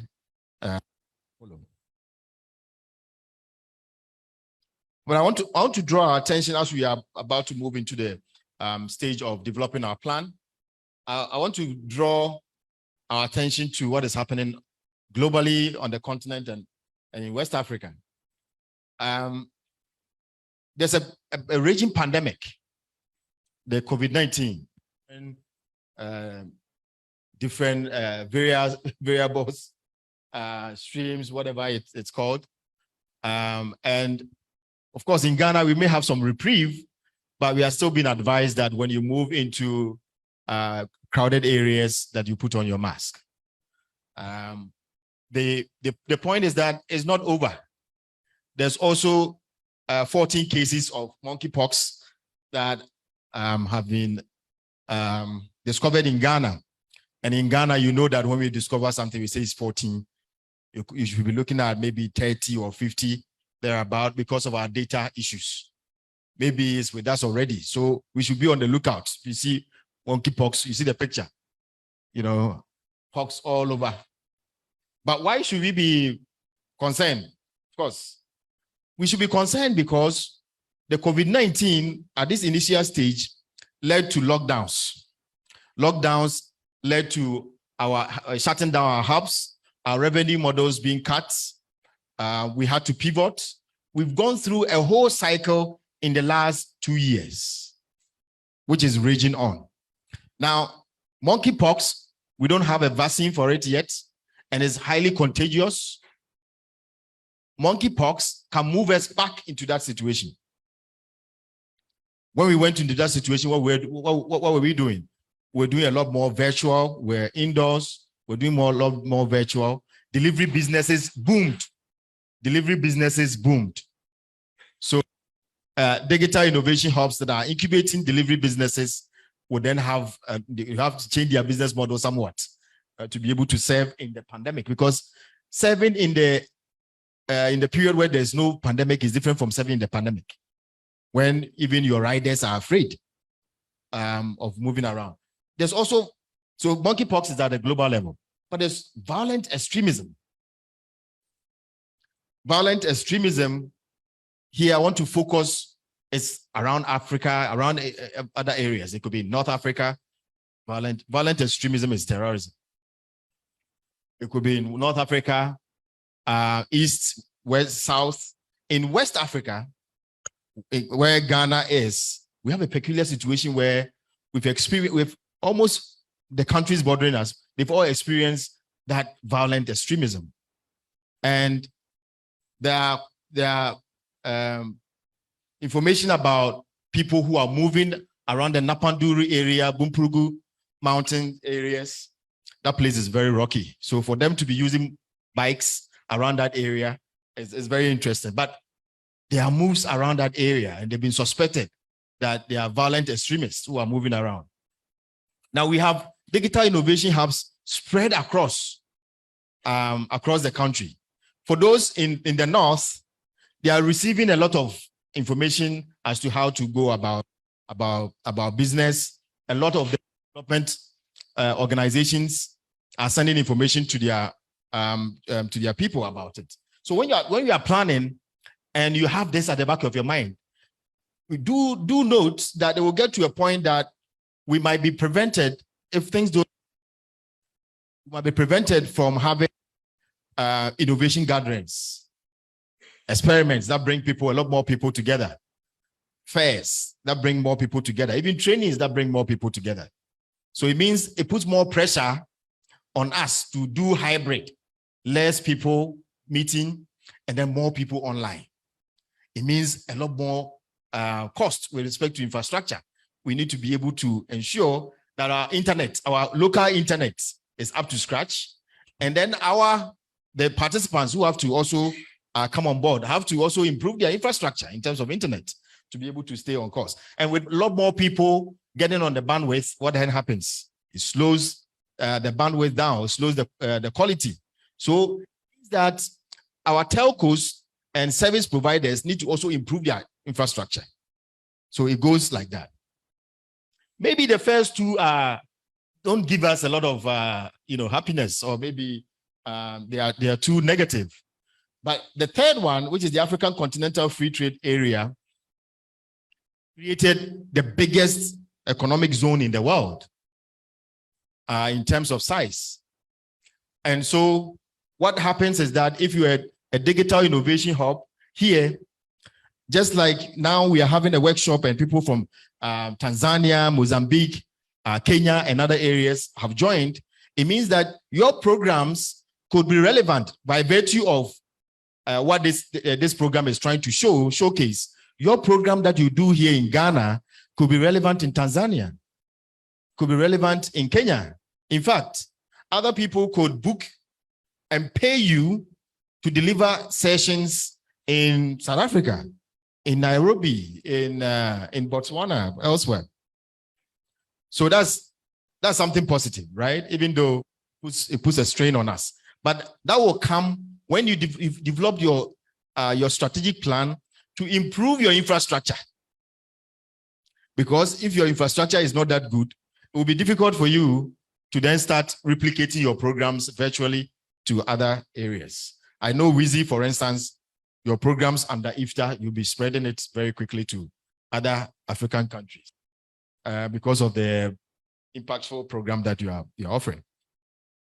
So there should be alignment with digital products, services later, because at the moment, the AfriConEU Free Trade Area Agreement is about products that move freely. in the next 5 to 10 years, about 90% to 100% of quota or taxes will be wiped. So it means that you will be almost free to send things to Cote d'Ivoire. It's just like you are sending money on your phone and government says you are not e-levy. And the telco people says there's no tax. See how you jump for joy. The same thing that you have products and services here and here we are talking about digital innovators. So you'll be developing products and services. It could be apps that you are developing, whatever, that you can sell across without paying taxes or double taxation. There's no double taxation. Right? This is a whole new opportunity, but also challenges with respect to improving quality, because the product that you are providing here, the service that you're providing here, people are complaining. You cannot take to Kenya, because if people are complaining here, they'll complain twice there because you are not even there. So it puts a lot of strain in developing a strategic plan. If you are using SWOT, for instance, that becomes a weakness you need to highlight. That maybe quality is a weakness for you. So you need to be able to work on the quality. You need to clearly identify it as something that you need to work on. And identify somebody within the organization to work on that. It could be somebody who follows up and deals with the GSA and FDB or whatever, all of those quality control people, to ensure that your products are one of a kind. As I stand here, I'm exploring exporting to Kenya and Tanzania. So I'm doing a lot of background work, engaging GSA, engaging partners, trying to know what the market is demanding, the standards that I need to look out for, so that I can have a strategy. Because as I've said it here, other people crowd will be thinking, let me too, I want to do export to Tanzania and Kenya. Maybe they will contact me, they will work together. You know, we talked about collaboration, you know, opportunities, looking for opportunities together, you know, working together. So maybe I could be contacted. But the point is that I need a strategy that will ensure that, okay, how do I even do it? How do I send it? What is my current situation? Have I exported to Tanzania and Kenya before? Maybe no. So if I've not done that, how do people do it? Is it by air? Is it okay? Kenya and Tanzania, you can't reach by sea. So it's definitely by air, right? Mombasa. Look at the thing. And look at it. See how you go and do Cape of Good Hope. But by air, because every day there's a flight going from Accra to Nairobi, or and connecting to Dar es Salaam or Arusha. See, but the point I'm making here is these pointers are to help you brainstorm more, so that when you are doing the initial assessment, you know what to look out for. Otherwise, you just be sitting in your room. Sometimes, what we all do, you have Awake is something I like a lot. Awake, it's good because I like their commitment to giving back to society. So sometimes if I get a cool Awake bottle, I'm very satisfied. So I get a cool Awake bottle. I'll be lying in my couch somewhere. I'll be drinking and we'll be thinking, dreaming about something. That time or not, there's no notepad or anything there. I can just dream. And if I will export to Bangladesh. Can be done.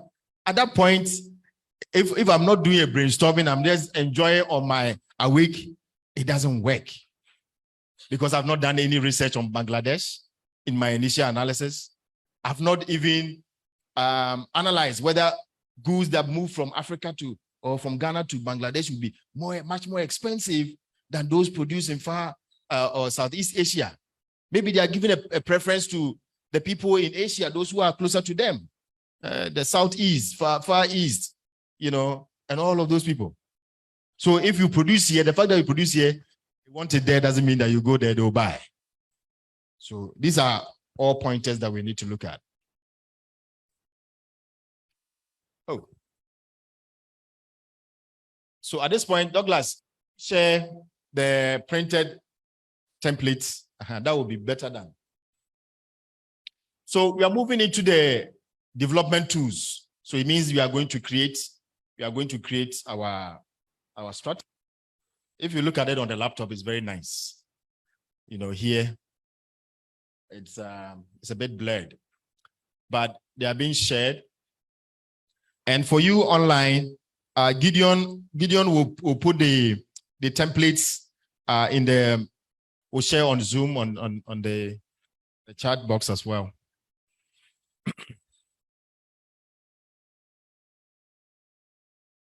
So we want to look at the balance scorecard.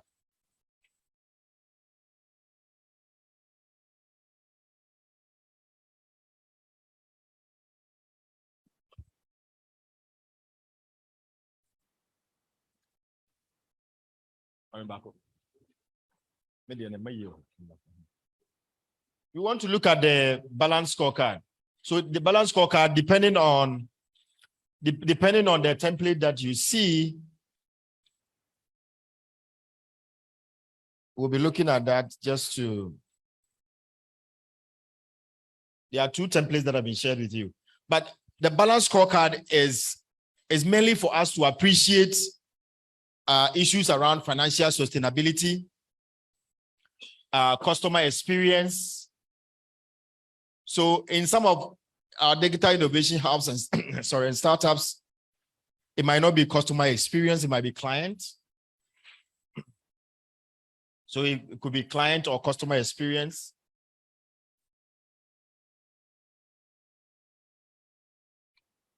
We are looking at internal processes and structures. So internal processes and structures that have to be reviewed or have to be strengthened or have to be done away with. Sometimes some of the internal strategies and structures are so bureaucratic that they don't contribute to any innovative activity in our organization. So they stifle strategy. Sometimes those ones, like if Albert is not around here at HapaWeb, if he's not physically around, nothing gets approved, for instance, because of a previous experience. Then it means that when Albert goes on holiday to Tibetan or Bhutan,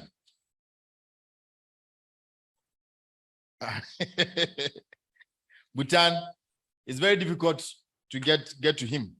And then Ajuma is on holiday. Then also learning. This is very, very important. Every scorecard, balance scorecard that you do must end with learning. So your financial strategy, your financial sustainability, issues around financial sustainability, we are looking at listing your goals. What are your financial goals? What are your financial goals? Maybe this year, as I'm putting together my balance scorecard, my financial goal is that in order to reduce recurrent expenditure, I will not keep an accountant. I will not keep an accountant full-time, but I'll work with HapaSpace and HapaWeb and then Wizi Academy, and we all have one accountant. That accountant will help to ensure that the structures are in place, and then he comes to monitor the structures. As for recording cash transaction and all those things, I can even do it myself. Then when he comes, he looks at the controls, monitor controls, and also ensures that we're able to do our accounts very well. Another would be maybe if we take a look at the way people come in and go within the hub, at the end of the month, the bills are very high. The bills are very high, but the subsequent income is not commensurate. So maybe what I need to do is the hub crowd will open just 2 or 3 a week. The other days, when you're free, work from the house. Because I've seen that when we come here, we put on the air conditioning. These days, we put on the air conditioner 6 hours, 7 hours.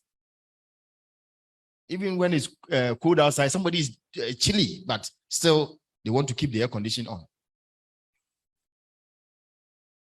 Maybe the amount of money that goes into incubation is too much.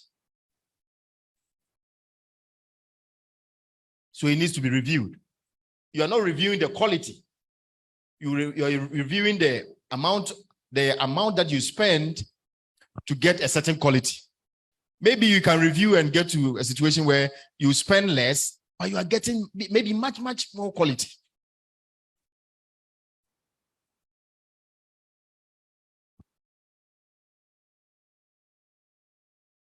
Then also your customer or client experience. For digital innovation hubs, your customers, your clients are the innovators that come in, the entrepreneurs, sometimes partners.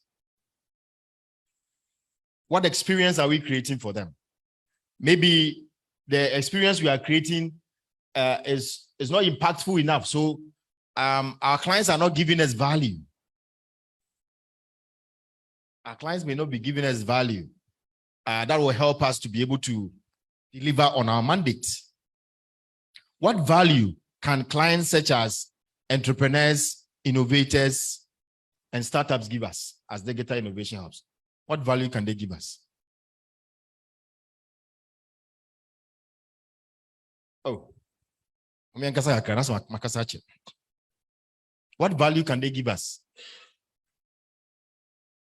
Let me give an example. Franklin talked about taking equity in our startups. If you do a financial analysis and they are not valuable, will you take any equity? So the value they give you is the fact that it's a good business. You think that it will continue to be a business going in the future. And so if you take 5% and you pay $10,000, it's okay. Because you've done the numbers and you know that in 5 years, maybe 10,000 might turn into 200,000. Any other value? Some value could be publicity. There are some of our startups that give us a lot of publicity because they do so well in competitions and elsewhere. And they say, oh, where are you from? Oh, I'm from Wheezy. So the development partners are looking. A lot of materials, recommendations are being written about this hub, about the startups that were there. So they give value in bringing on additional partners, bringing on additional investors. Any other value? My lady. Oh, but you can have marketing or sales.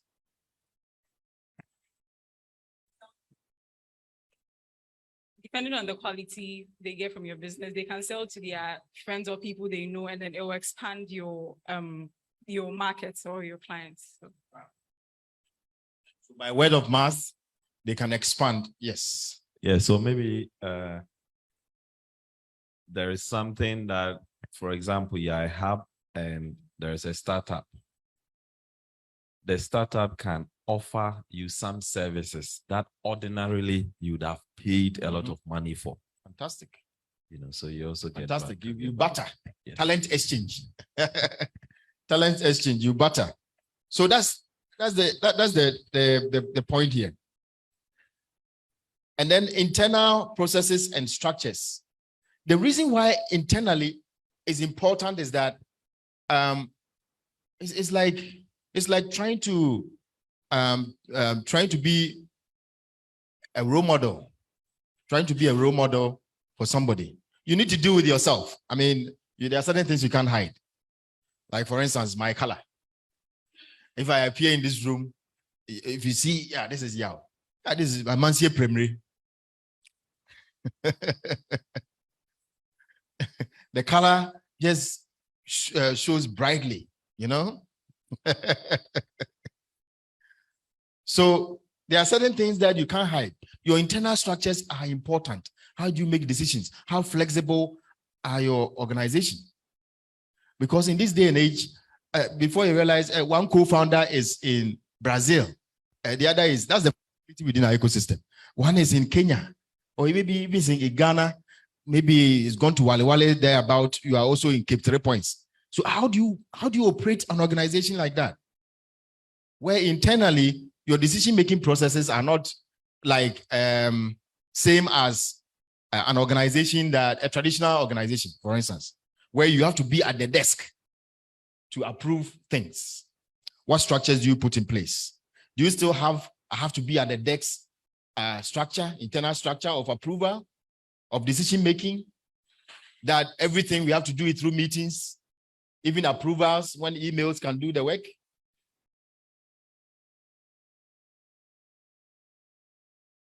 Then also about learning. Once you've been able to engage and know about what you need to do to develop your structures, of course, there are certain skill sets that you may not have at the moment. The beautiful thing about the ecosystem is that all the skill sets that you may want are within the ecosystem. So all of us seated in this room. Now, today, I'm the one talking about strategy. Tomorrow, somebody else, maybe Akua will be here and be talking about something. I have to come and listen, because I'm not the repertoire of all have knowledge. So there are certain skill sets that you may have to harness. They will be within the ecosystem.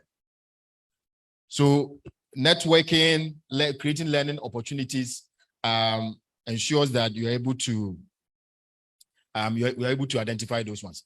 So let's quickly move on to SWOT, and then we'll do the pests, and then you choose which one you want to use for the development of the plan or the strategy. Now, earlier on SWOT, as we know what SWOT is, we've used SWOT in our various schemes. But we want to use SWOT as it pertains to our own ecosystem. We know that S stands for strength. And so what are some of the issues that you consider as your strength? Yeah. Yes. Yes, Gideon. So in terms of the balance scorecard. Right. Yeah, in terms of the balance scorecard, I thought we were going to use the template to prepare our own before we move on to the SWOTs, or you want to finish and then we do it? Or we want to go through all of them, and then we'll choose which ones. I think if the groups choose, it will be better than having to use, let's use balance scorecard, let's use pests and SWOTs. Okay, all right. Because of the time. Oh, I do have a lot of time. You don't have much time. Yes. Which ones that are, you are conversant with? Because the idea is that you work with the two that you are conversant with that will be appropriate for you, for the group. And then later when you are at your hub, you can play with the others. So let's move on to SWOT. SWOT. With SWOT, what you are trying to do is you have these four areas. Like one of my lecturers will say a Johari window. You are trying to assess things that you consider as strengths. So sometimes people know, well, as for this man, as for this lady, is very strong in here, there. So others know. Sometimes others do not know. But you also want to look at weaknesses, and then opportunities, and then threats. Now, sometimes some of what you consider as weaknesses, if they are worked on, can become opportunities. The threats, what you do is the threats, sometimes you don't have, the threats are mainly external. You don't have control over. So, for instance, in our case, let me use a typical example. In my case, our strength is in community innovation. We thrive in using local resources to create value and create innovations. Our weakness, which could also be an opportunity, is in ensuring sustainability of those local resources. Because sometimes some of these local resources have carrying capacities. So in that, you want to use local resources like local organic resources for soap. So you want to innovate around soap making in the cocoa growing area. But you know that that resource in the area is the same thing that women are using for soaps in their houses. They are using to feed animals.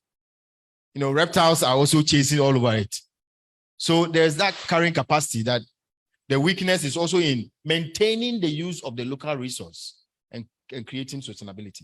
But that can also be an opportunity in linking several cocoa farms together so that that same resource can be used.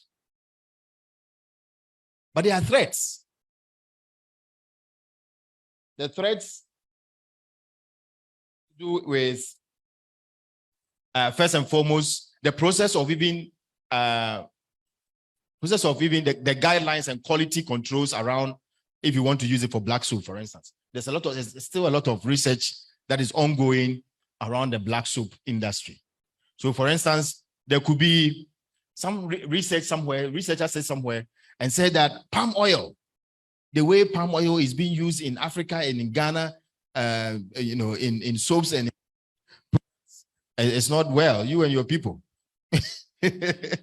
You right, and all of a sudden, the market that you control in terms of supplying to that market becomes curtailed because they know that a key ingredient in your soap is palm oil. It's out of your hands. It's not something that you can deal with unless the scientists that control. So this is a typical example of how you can move from your strengths, your weaknesses, opportunities, and threats. And mostly what you do is you need to be able to list as many of them as possible. You know, list as many of them as possible and be able to ensure that you are listing weaknesses. Weaknesses are mostly things you can control over time. So you are listing weaknesses that can be turned into opportunities. And then threats, the threats, what you deal with is to keep a tab. So for instance, the scientists that are written about palm oil, yours is also go on damage control and also write about your processes, about the fact that your group does not use palm oil in that way, but because of the issue around it, you also have an alternative, which is palm kernel. So you've also developed palm kernel that can be used. What you are doing is you are keeping a tab on the bad news, on that threat, but you've not eliminated. But you tap on it just to ensure that you do control it. Any questions, please?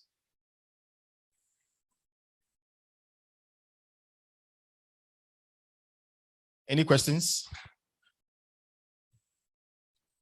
Okay. Yes.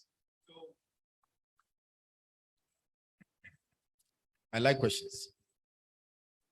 So I'm looking at a SWOT and I see weaknesses, right? So maybe would it be practical to say that I would take our weaknesses and that could be the basis for my balance scorecard, because the balance scorecard is looking at setting goals, right? So that I know in our group work we'll be taking one, right? But on a broader level, will that be something that's reasonable to say, okay, you do the SWOT, look at the weaknesses that might not make you achieve your strategic goals, right? And then break that into the 4 areas of the balance scorecard? That's a very good question. Ideally, you can do all of the 3 because it gives you different perspectives. For instance, if you do pest analysis, for instance, you are looking at other areas that may not reflect in your SWOT analysis. But what the SWOT gives you is a quick review of your. But Pest, what Pest does is to also give you certain externalities in the area of economics that might be out of your domain, in the area of the political environment, which might appear in the threads, which might appear in the threads, but may not be explicitly highlighted like what we've done. Let me also put out there that there are several templates. These are very simple ones for the purposes of our engagement. So as we engage on these templates, there are several ones that we can also use across board. We can also research and use across board. I hope this answers your question. Any other question?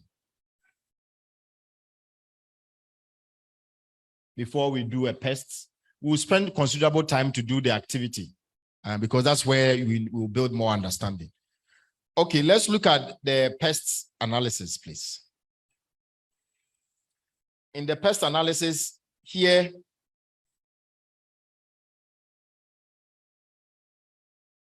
we are looking at issues around political issues, economic issues,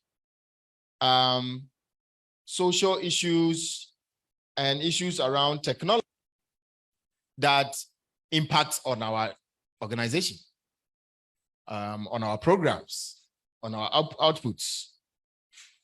So Albert mentioned e-levy. It's a tax. It's a tax policy.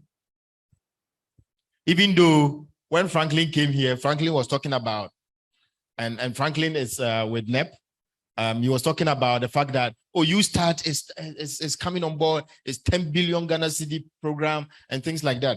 But USTART is anchored on the tax.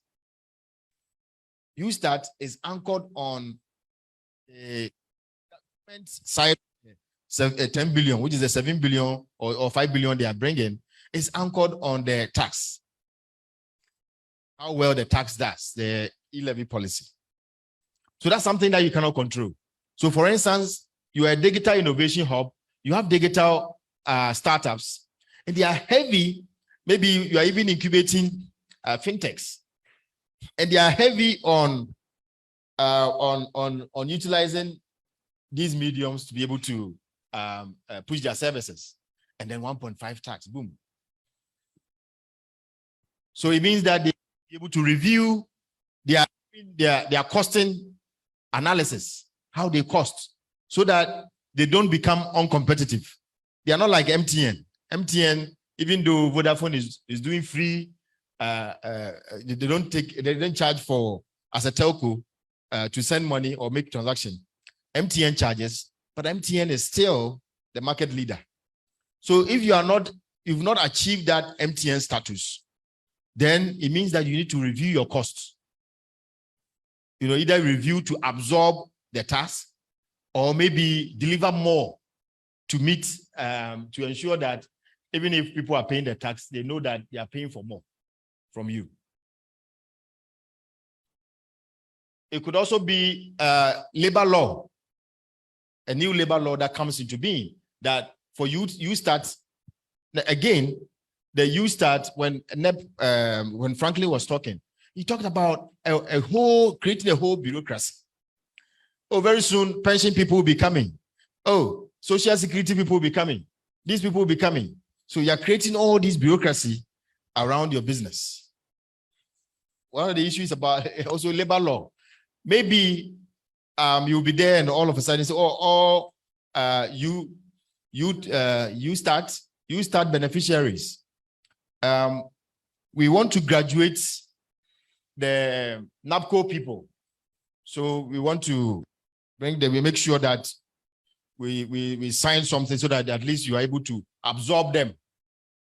Maybe at that point you may not be prepared, but it's a labor issue with government, something that is political. Is difficult to deal with. There could also be environmental law. An environmental law that comes into being that may impact your business or your innovation hub. Trade restrictions. Fortunately, in our own case, as we talked about, the AfriConEU Free Trade Area Agreement. Restrictions on trade it's been relaxed, so that may not be much of a challenge. But then when you look at the economic side, you're looking at economic growth. For instance, if you are a ticketing organization or a ticketing startup, it's an innovation startup. So a digital startup that sells tickets, match day tickets. Now you've won this contract, you're selling match day tickets, but the economic situation in Ghana is so dire that people are not buying the tickets to go to the stadium. So with all the infrastructure that you put in place, you know, people are not going to Baba Yara. How would you be able to make money? Meanwhile, Ticket Lake giving money to Asante Kotoko. They've sponsored them that when the club's supporters are coming to the stadium, they will use their digital platform to buy their tickets. Now they've given you substantial money, but the people are not coming to the stadium. What are they saying? The tickets are too expensive. Interest rates. Issues of interest rates are something that worries us a lot. We didn't talk about interest rates. We don't know the interest rate because the banks are the ones that are going to be at the forefront. So interest rates, banks make rational decisions. There, you don't go and say, business, the way it's suffering, please give me some money so that I can revive my business. No. Albert said, they look at your history. Your history. How have you been saving? How have you been making transactions? So if you go there and they say, you start, even though the prevailing interest rate is 27%, you will give it to you at 20%. Would it be still something that will be 20%? So 10%. But 10% with the inflation at 25%.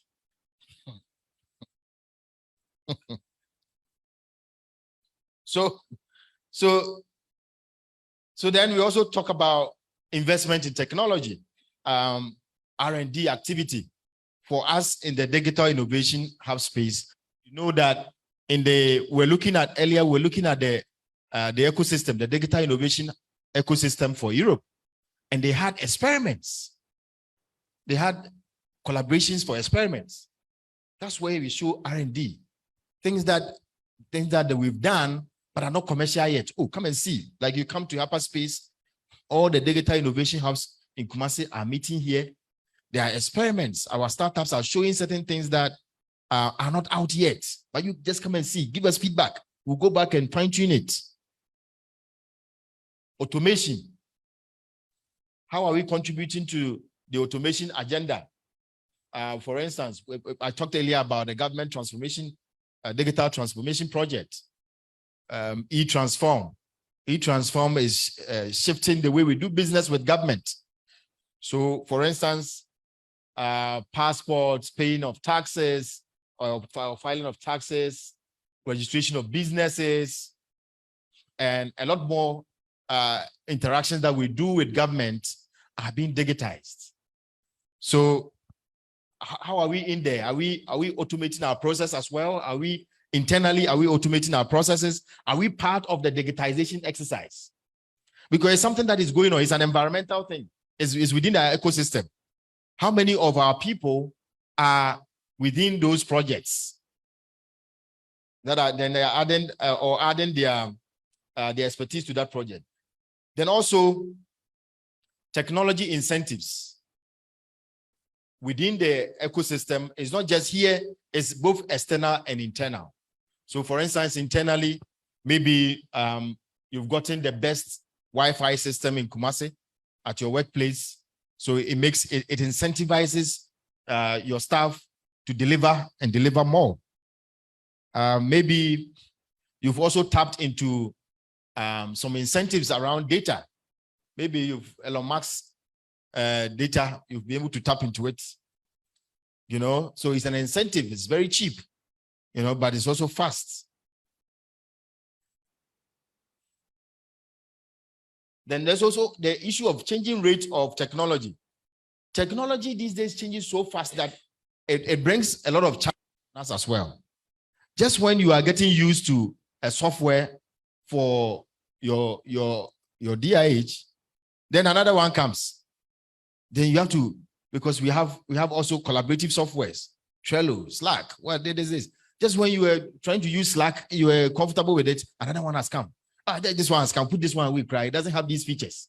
So you always have to keep up with the changes to ensure that certain things do not pass by you. Then the issue of, I missed the market, but I didn't talk about the social. So let me talk about cultural practices. For instance, you work in an area, you work in Kumasi. Let me use Kumasi as an example. Kumasi is very cultural. You are a digital entrepreneur. You work in Kumasi, but you are not telling people where the funerals are going on. You know, they are professional criers. They are professional criers.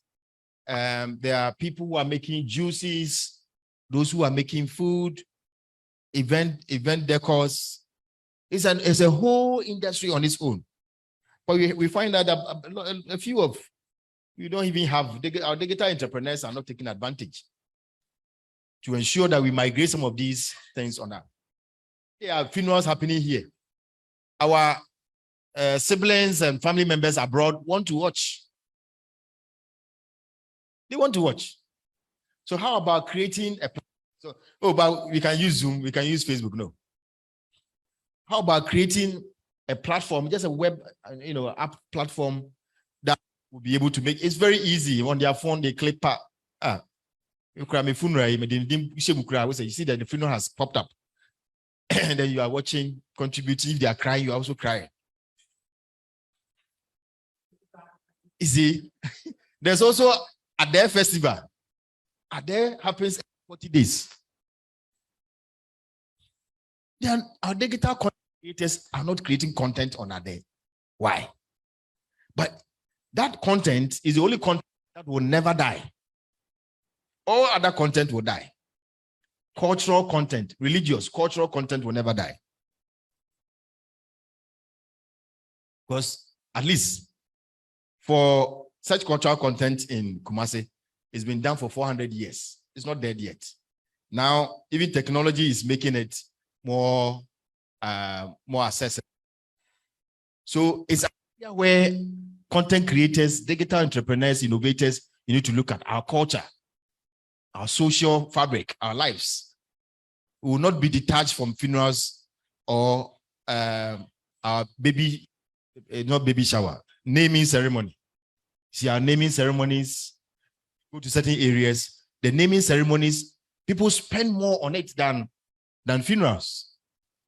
You go to certain areas, the funeral is once in 5 years in places in the north.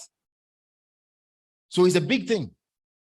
So in 5 years, but when you have these funerals, such a funeral, it's been there for 5 years, you need to create content, that funeral, because it doesn't happen most of the time. Create content that can be explained, content that you can also make use of. Just the raw content. But you're creating the content that can link into tourism, that can link to investing in local areas and other things.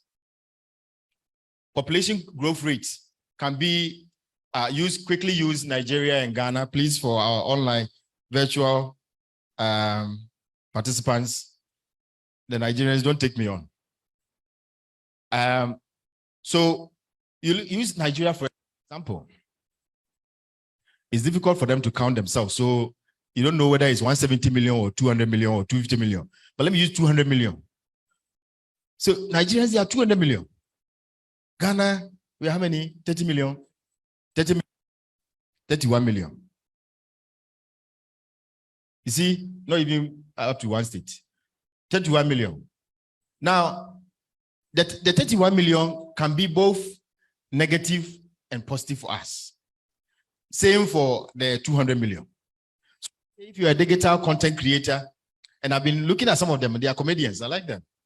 You see, a comedian in Nigeria, Brain Jotter.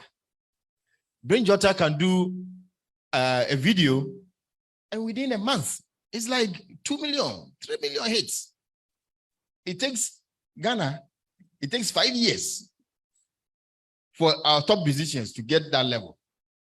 Brain Jotter does that in a month. Sometimes 1 million in days.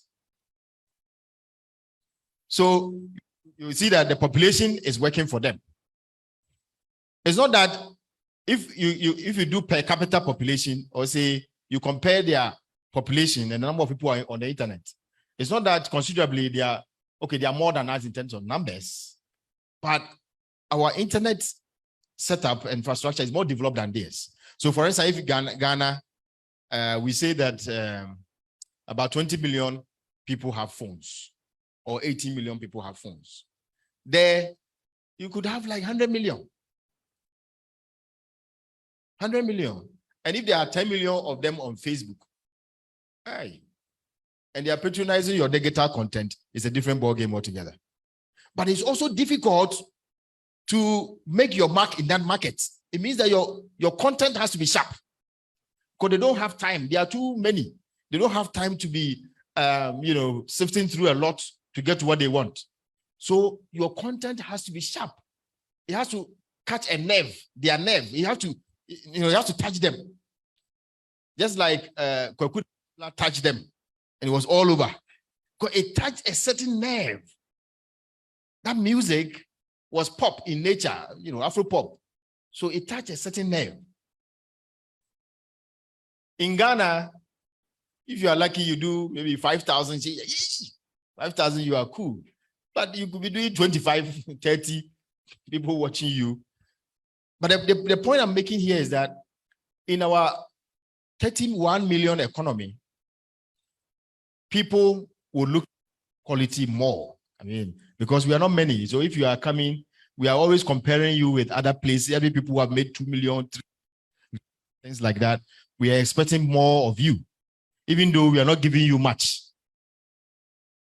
But if you are able to meet the expectation, then it means that you can rise into like Nigeria, where you can do a lot.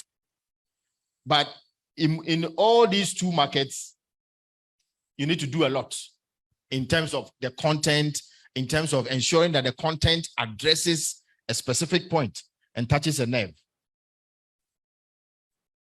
So there are 3 other things. So age distribution, career attitudes, safety emphasis. So age distribution has to do with working across generations. So young people, what do they normally get attracted to? So in developing your strategy, is your strategy tailored to young people? Young people within what range? Looking at 13 to 18?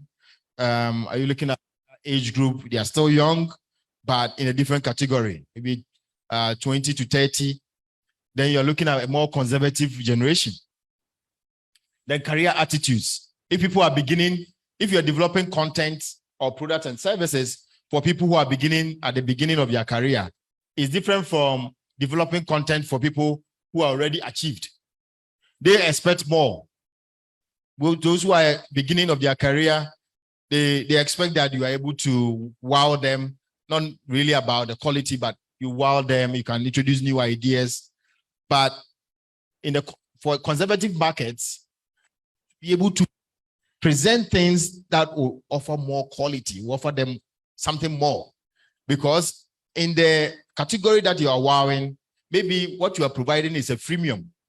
You are not providing something that you have to pay now. You are saying, oh, we'll enjoy some later, I'll come for your money. But the other markets, age distribution, they have the money. So show them what you have, and then they will pay for it.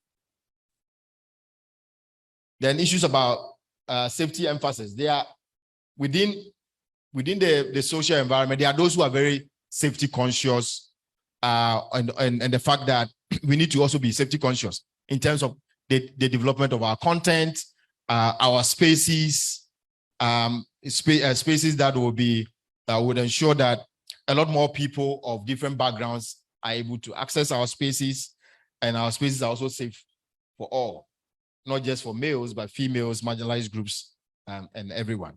Please, any questions before we move on? into building our activity.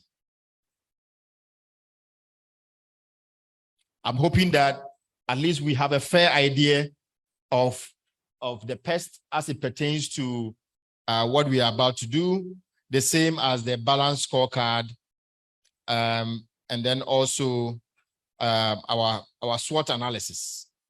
I'm hoping that we have at least some understanding around that. Any questions from the online people? Gideon. No question.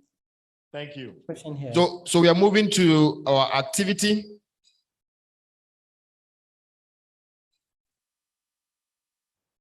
We are moving to our activity. And at this point, I'm thinking that we have 1, 2, 3, 4, 5 groups. Online, sorry. Oh, he will come. Is he not coming? And so on. I think he was making a call. Yes, he's just making a call. Is it? Okay. This group. Okay. So at this point, we'll move into. Yes, there's a question from someone. So I wanted to add that, as Yao has explained, with a pest, I mean, of course, there are a lot of frameworks we use for building strategy. So an extension of the pest is pestle. So for example, if what you do involves more of anything related to environment, that would be the E. And then the L, legal. I mean, you can also consider that either it's pestle or pestle. I mean, whichever way. Yeah. Thank you very much. So at this point, we have the temp. So whichever one that we are comfortable with at the moment, let's use it. Later we can explore with the other ones. So what we do is just use one of the templates as guide, and then produce your strategy on the flip chart. So use the templates as guide and you produce it on it. You can use the sticky notes. Please, the sticky notes are in 5 colors. The sticky notes are in 5 colors. So use the colors for the various sections for the sticky notes. So it makes it more so Gideon, how many minutes do we have left?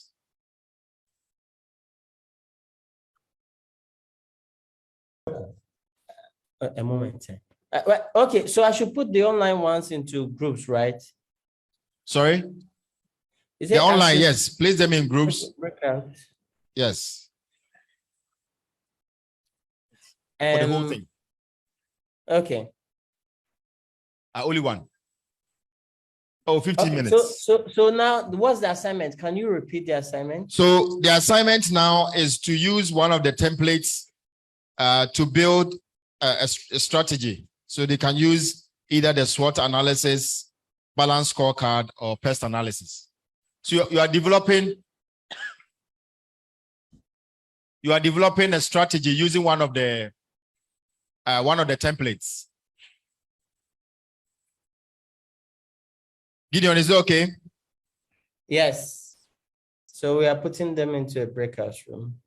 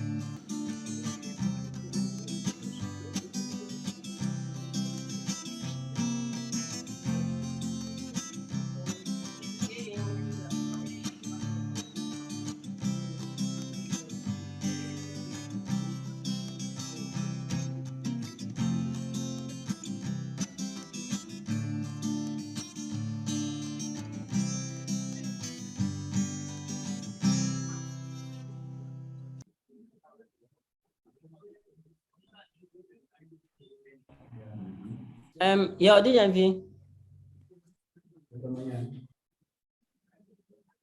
Hello, Yao.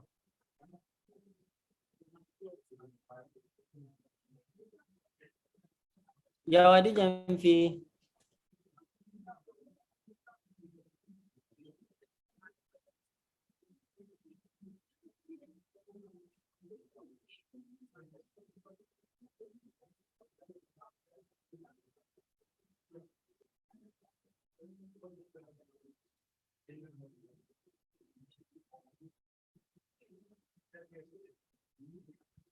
Gideon. Yeah, Yao. Yes. But we did the assignment, but some of those online have to leave in some few minutes. So if we have to do a presentation, can you allow those online to do theirs first? Yes, let's start now. Okay. So allow Abel to do his presentation and then. Okay, thank you very much. So understand we have online participants that are ready to present. So can you pay some attention here?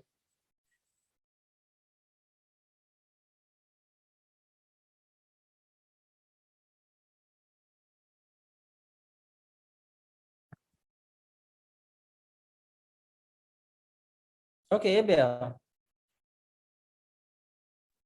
Yes, I'm here. Okay, so we'll be having our first presentation from a participant online.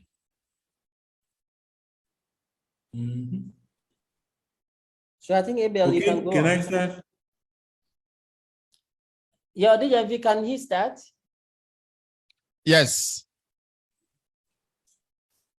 Yeah, okay. Yeah, thank you. So we were thinking and we start with the salt and thinking on starting a digital innovation hub.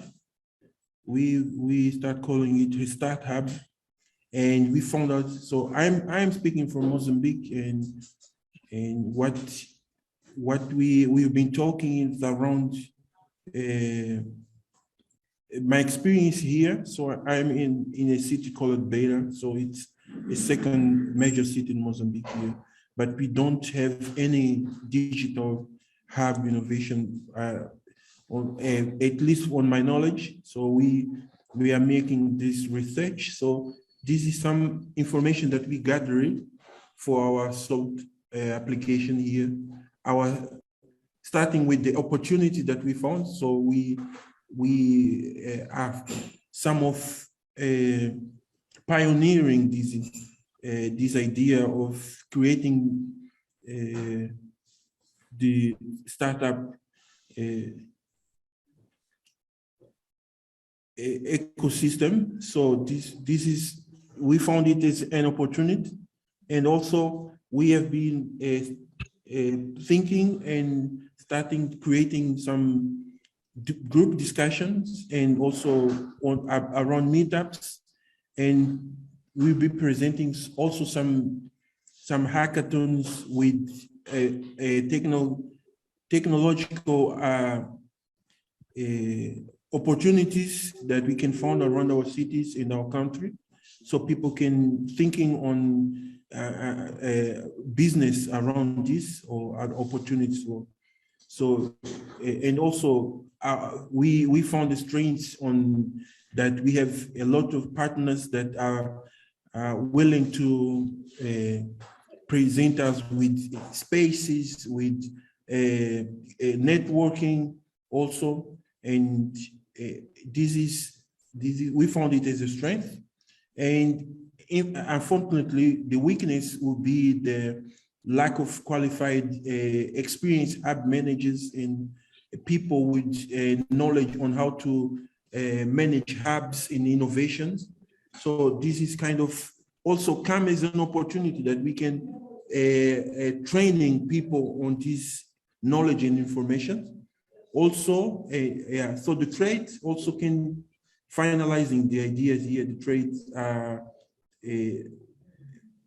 we are like our fear is that people doesn't understand very well the idea of innovation hub. And for example, if we do programs and events and doesn't come in anyone, so it'd be difficult for us to go on. So that is the idea around the SWOT analysis that we done. So this is my presentation, so thank you. All right, thank you very much, Abel. So just a quick question for you with regards to your threats. You had one threat. If you can reshare your screen so that I can see. You had one threat, and I was thinking that. Gideon, can you share your screen? Yes, I wanted to ask you how you can make that one threat that you were able to highlight there. You can. I was thinking maybe the weakness. The weakness, which is a lack of qualified or experienced hub managers. How can you turn that into an opportunity? I think that's how you look at it. So how weaknesses become opportunities, and then you can also use your strengths to lower the threats. Okay. Yeah, we see this is a weakness, but also is an opportunity because we have the chance to start a training, for example, so we can have people with this knowledge and also this network with you guys, the people around the other countries in Africa that can help us with the experience that you already had on starting hubs and innovation and everything. So that can be also a strength and an opportunity for us. Good, thank you very much. And we are grateful that you could join us from Mozambique. And even though Mozambique, your official language is Portuguese, you're able to speak English to our hearing. Thank you very much. Yeah, thank you. So in view of time, I would want that just one presentation from our in-person participants get to present, so that the others we can hang around and then we can all see it as we have lunch. So who is ready? Who's ready? Okay. A hand of applause.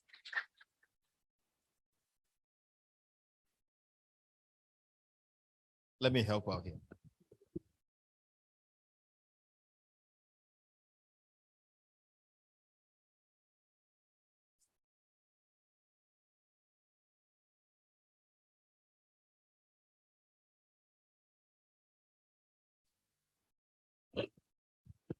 So just 5 minutes, go through it quickly for us. We worked on the SOS NBU hub. Now, this hub about 4 years ago was very vibrant in the Sokoromampo municipality that led to making a great impact in the lives of over 500 young people in the municipality and even outside. Now, at the end of the project, SOS is looking at reviving the hub, trying to do what maybe not exactly, but still making an impact in that community. And so we looked at the strengths of the hub going into sustainability as we are looking at now. So for the strengths, we look after all these years there, we have good relationship and reputation among the stakeholders and with the target group. Again, we have lessons learned from the previous projects that going forward will work very well for us. Again, we looking at the team, the strengths comes in the form of the team that we have, all the experience that they've amassed over the years. Again, another one is our link to the parents organization, which is the SOS Children's Villages.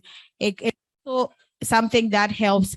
And then we also have, as a hub, we have experience in working with donors. And so that's also one thing that we can leverage on. Now, when we come to the weaknesses, we realize that because of the target group, SOS works with vulnerable youth.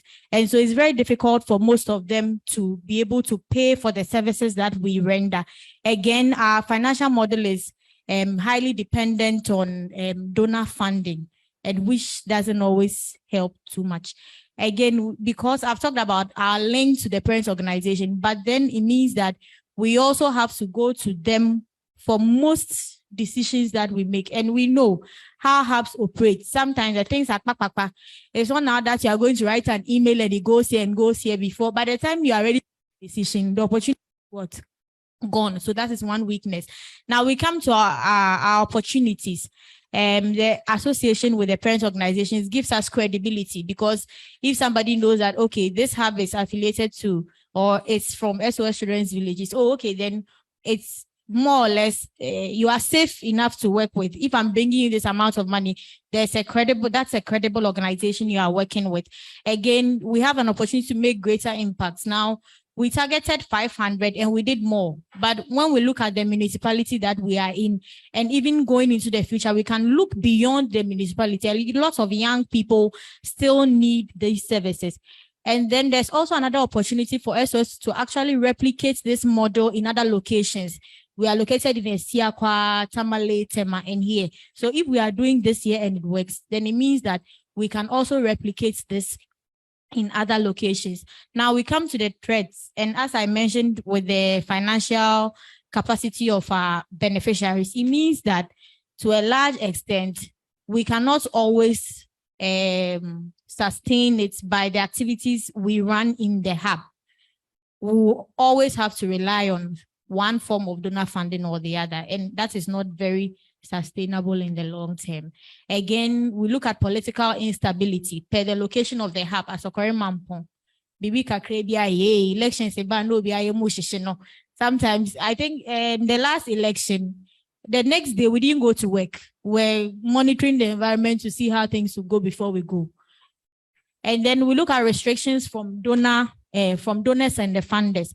So for example, we need funds to help the youth set up their businesses and all. At the end of the day, we work with these startups and we know they need the money. But for example, you can't take EU's money and give it to a startup that collect this money and use it to work. So what else can we do? We can support the person to get the training. We can register your business. We can help you to set up a bank account. But the actual money, or we can get you tools that you actually need. But if you want raw materials and you need money to go and buy the raw materials, unfortunately, we are not in a position to help. And that is not because we want to do it, but the restriction from what? The donor. And then finally, we look at training. Of course, this is NBU. Somehow we've been able to do this for about 4 years and our participants didn't get tired. But what if there's another something like this around? Now, one youth, Befa HapaSpace, no, Kumasi Hive, Befa baby, by the time they are here, maybe this is where they could get the kind of help they need. They are already tired and they are not able to go through the program or what's completed. So some of the things that we came up with for the SOSNB project.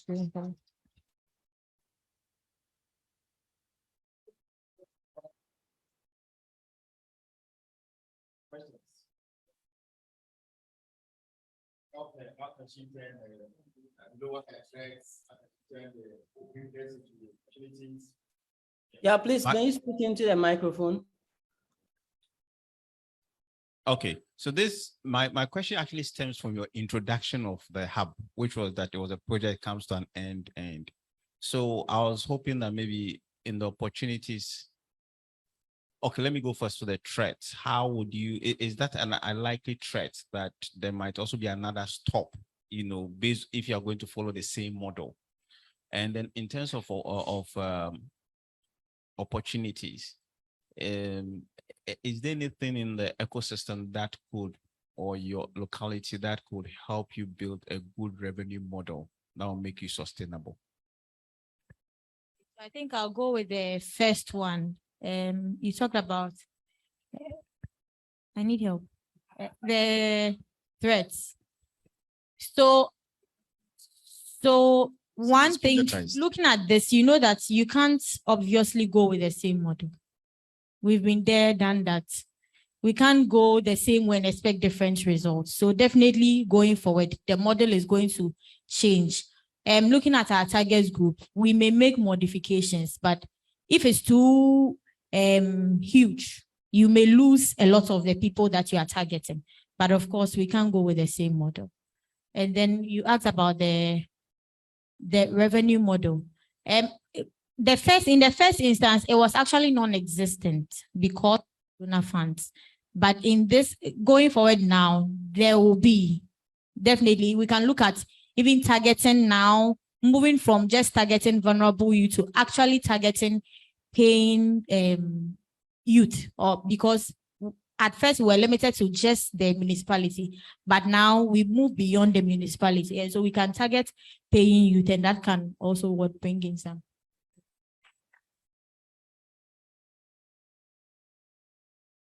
I've been told that we can do, thank you very much. I've been told that we can do another one.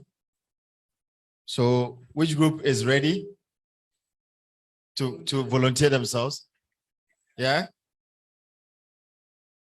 But your hand is not up, is it? Okay. What I will do is that we will do, I will not do CCC. Here, there are two ladies in the group. Over there, you managed to squeeze only one lady into that group. See how Latter Day Saints, you've all come quickly, quickly to be on the group. So let's give the chance to the group with the two ladies, please.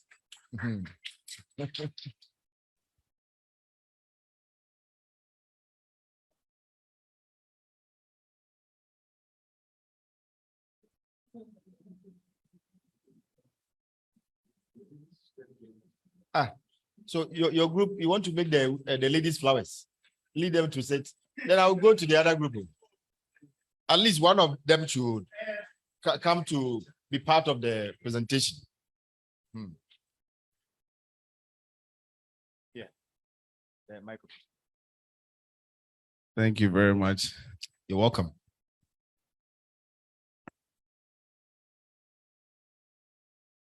Good afternoon, ladies and gentlemen. All right.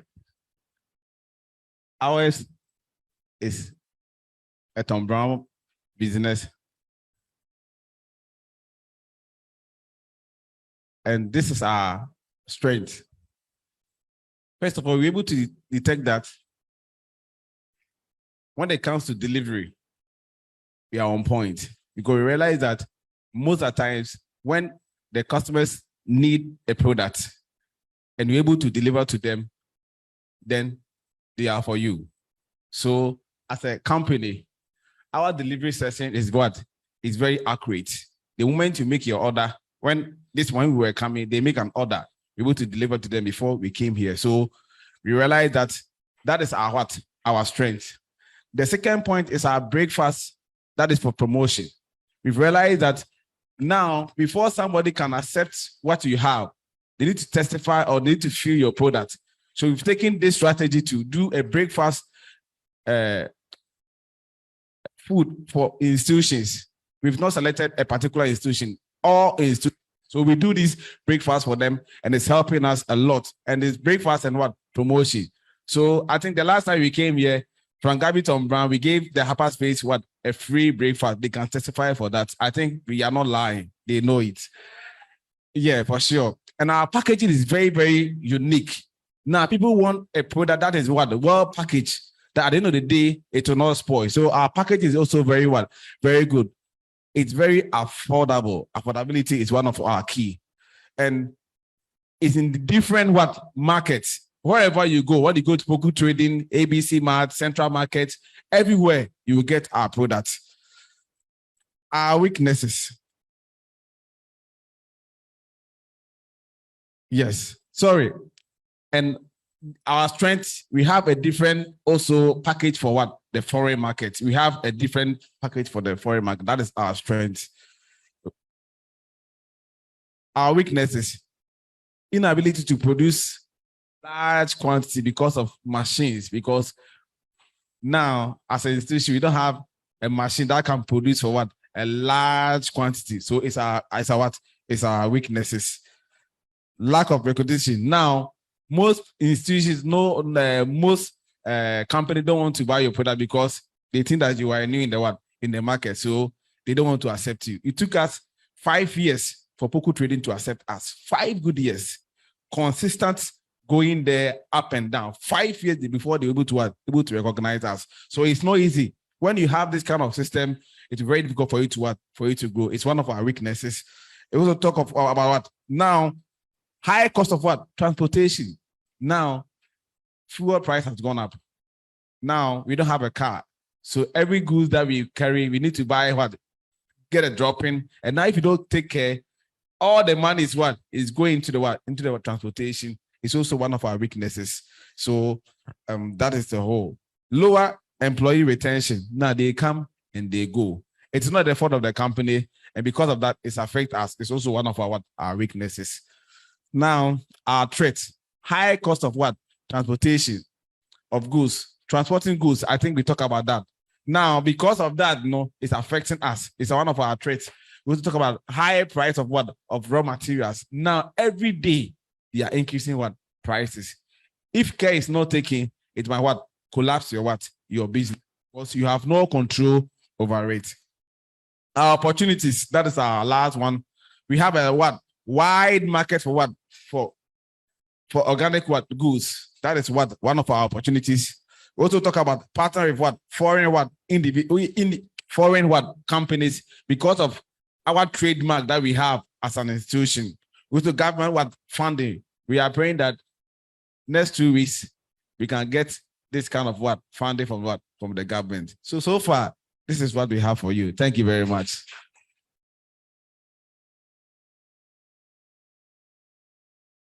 Any questions for them? Please wait. Any questions?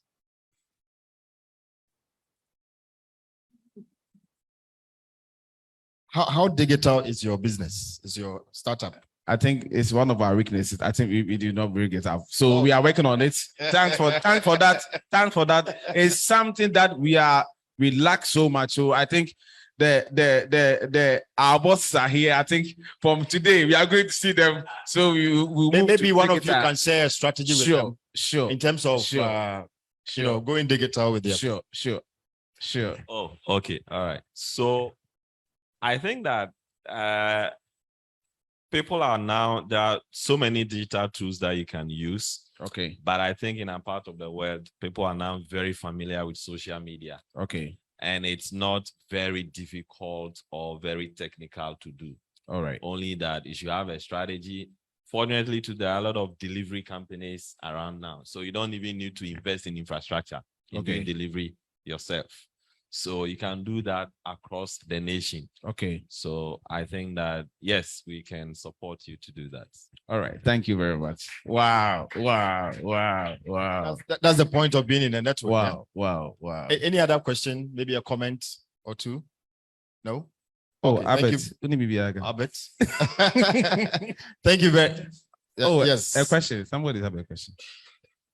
You made mention that your packaging for the international market is different. Yeah. And I have a bit of concern with that.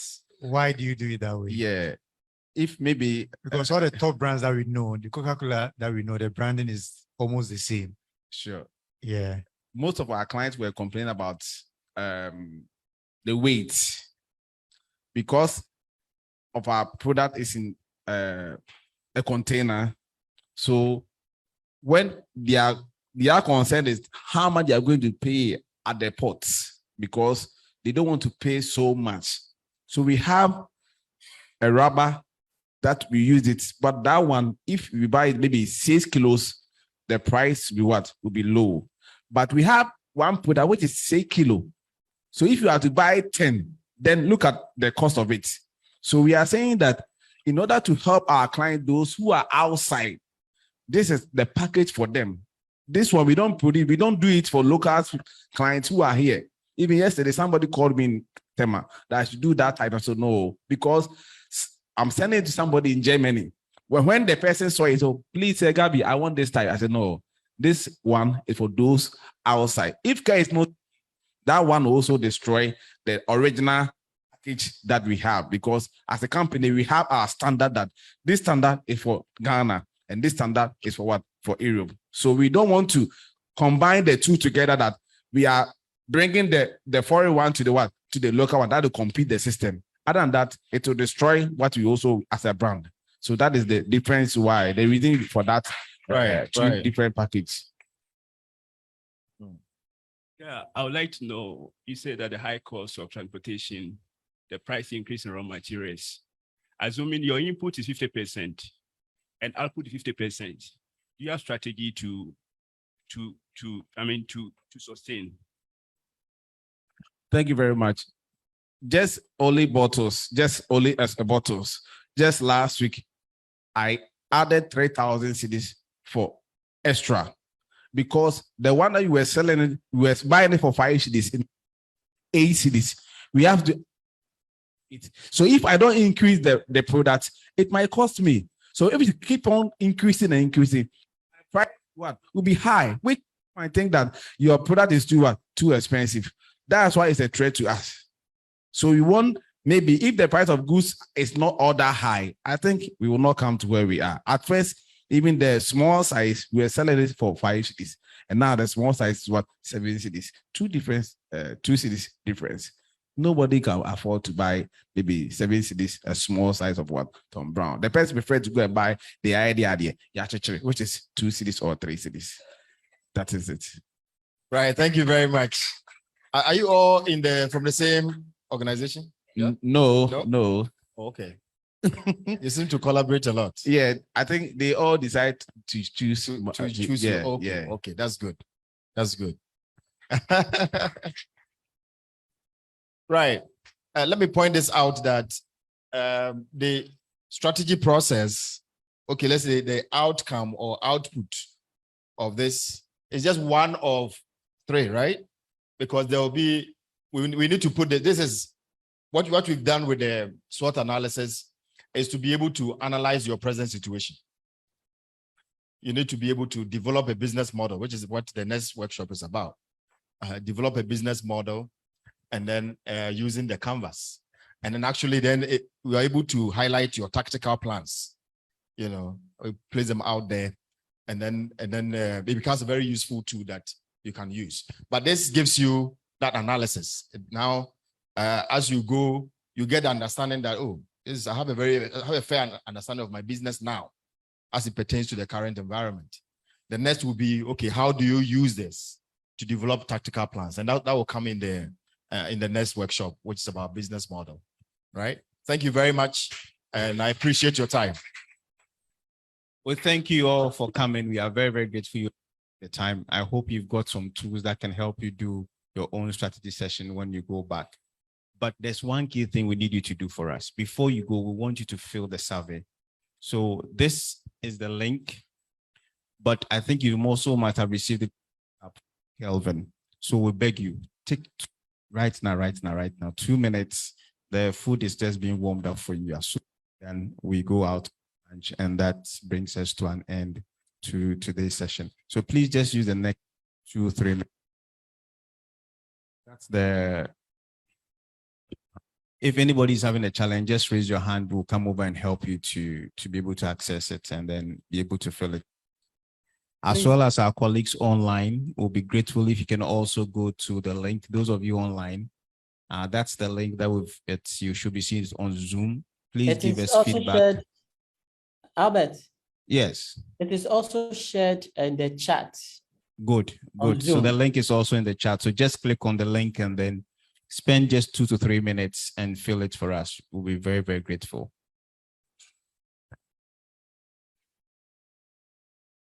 Having a challenge, just if you're in the WhatsApp Zoom and you have a challenge, just raise your hand in Zoom and Gideon will help you there. If you hear your hand, and one of my colleagues will also come and help you.